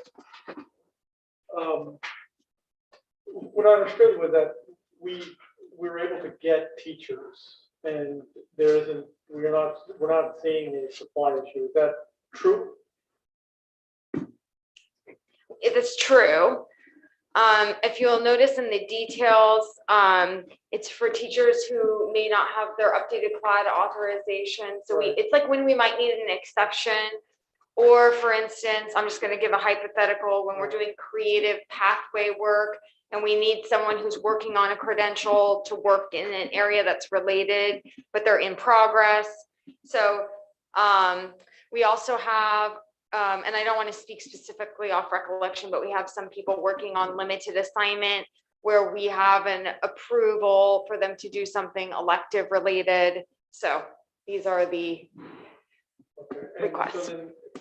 So these teachers that we would hire, would they then be eventually could be on the tenure track? Yes, eventually, correct. But So- maybe not specifically upon hire until they complete the requirements. Okay, but for some of these subjects like math and sciences, are we still requiring them to have, like in some of these subjects? Yeah, I would say this isn't an abundance of caution situation. This is not typical. Yeah, this is just so that we don't run into a situation where we don't have what we need. Okay, okay. Just want to make sure. Okay. So let's see, as I said, motion from Catherine, second from Phil. Ava, how would you like to vote on the resolution? Thank you. Riley? Thank you. Back to the board. All in favor? Aye. Motion carries unanimously. Thank you very much. Oh, crunch. Everybody okay? Okay, so now we have to have a public hearing. We're on to item 19.4, which is a public hearing on the Mount Beulah Saltus High School District and the District Teachers Association contract reopeners for 21-22. So I'm going to close. Oh, sorry, Layla. That's okay. I'll mention it after you open the hearing. Okay, so I'll close the meeting, the regular meeting at 9:17 and open the public hearing at 9:17 and turn it over to Layla. Thank you. So this is our sunshine document with the Teachers Association. And as a wise person in this room once told me, when we make errors, we always make errors with regards to numbers, no matter how many people look at it. So I just want to add in one correction, which I think is really important. And that is on area 3 of the document. I'm sorry, area 4 of the document. It's saying compensation, and it's referring to the 2020-2021 school year. That is not accurate. This document is for the 21-22 school year. So again, always good to look at your numbers and your years. But anyway, so the document is as stands. These are our sunshine items. It's a mutual document between ourselves and the District Teachers Association. Once we have our hearing and go through this process, we will start official negotiations for the year. Okay, so just, I mean, I know the answer, but would anybody in the public like to speak at the hearing? Seeing none, I will officially close the public hearing at 9:18 and reopen the regular board meeting at 9:18. And that concludes item 19.4. So then 19.5 would be an action to actually approve the sunshine document with the revision noted by Leila. I move that we approve the sunshine document. Thank you.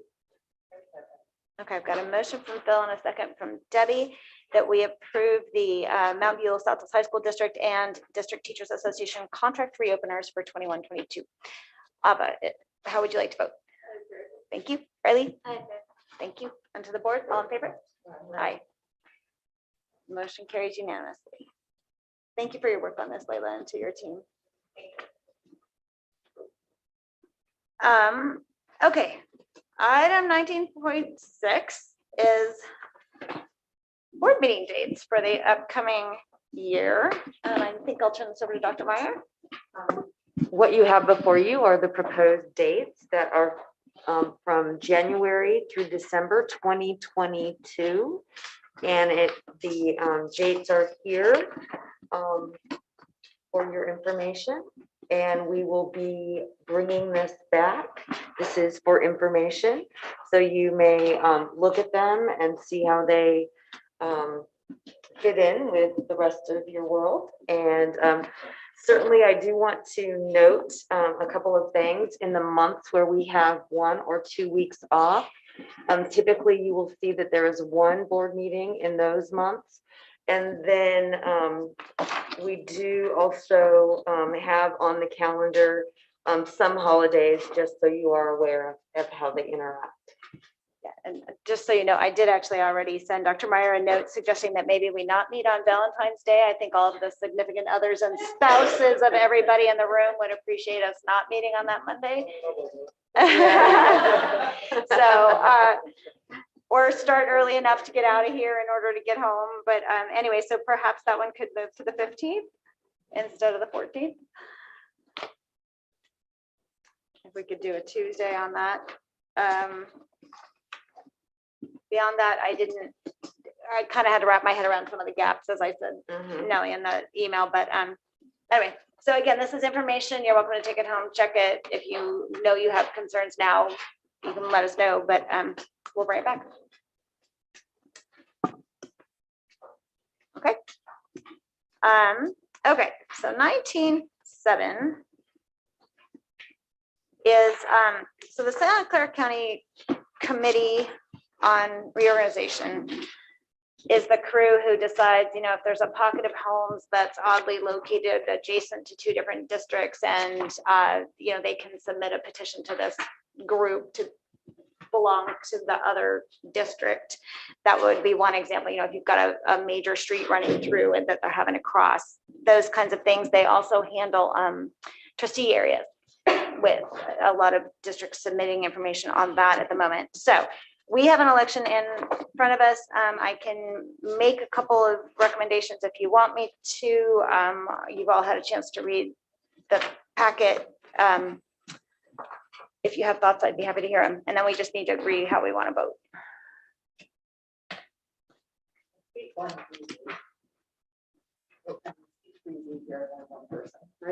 Well, right, and then District 5 is Ellen Wheeler from Mountain View Wisman, who's hoping to serve a second term, and But we she's vote for each.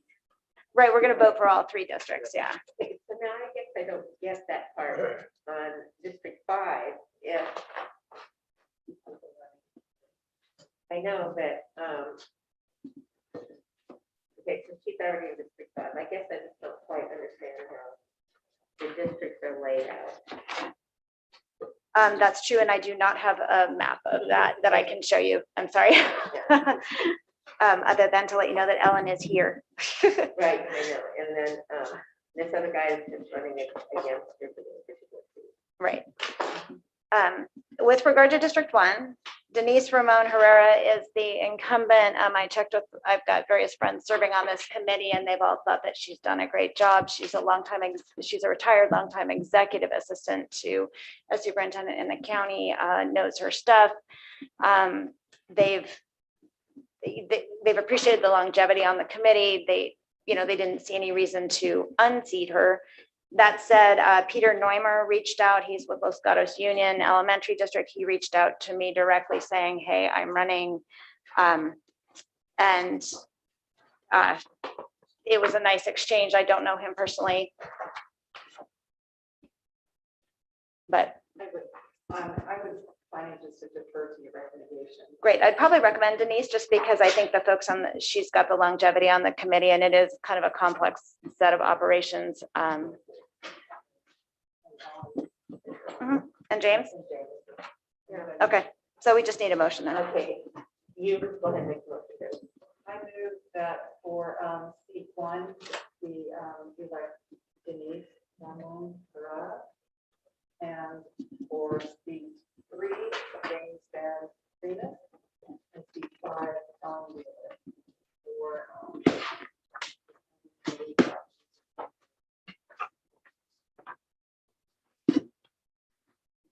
Is there a second?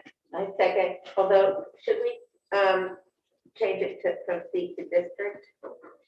The actual motion, Oh, I think or does it matter? with the understanding that it was district. Seat, I think we're okay. Yeah. Okay, so was that a second, Catherine? I'm sorry. So we've got a motion from Debbie and a second from Catherine that we vote for Denise Ramon Herrera, James Von Pernis, and Ellen Wheeler. Ava, is this okay with you? Thanks. Riley? Thanks. Back to the board. All in favor? Aye. Motion carries 5-0. Thank you. I actually don't know. I think they're due by November 19th, so shortly after that. And they won't be counted until after that. Yeah, shortly after that. Okay. All right. Item 20.1, calendar events. Anybody? Anything? Communications correspondence. Okay. Future board reports meetings. Yep. One is, so I guess we'll get a picture on our change student policy. Yeah. There seems to be a misunderstanding between J1 and F1. I'm not sure people understand the difference. So, And then also. we're J1. I don't College understand why people are saying F1. We're not F1. That's a college student. So that's the person going to get a degree. And so that's what tuition is paid. That's not the case for us. So I don't know, there seems to be some misunderstanding. So, but yeah. The other one was, on the, I guess feedback on the bell schedule. So I don't know if that's something, I know that maybe it's something we do in spring. Well, definitely. That was a subject that came up. I know you said Michelle was doing a product change. She said next week. She was starting it next week. Yeah. So we should see those 2 weeks after that. It would close, and then Dr. Meyer's been sending us the comments. So yeah. What the teachers, because I think the spell schedules in many ways was basically designed by them. Right? A few years ago. So I'd like to get their feedback and what they think about it. Yeah. And then I won't take the time, but I would have to get out a lot of notes from a lot of different meetings to remind myself what all the board suggestions we had are. So do we have kind of like a running summary list that we could get sent? We have running lists, definitely. And the board like to see what we have so far. And this board information, it does include in December, the schools will be giving their reports in December, so that was a coming attraction. And,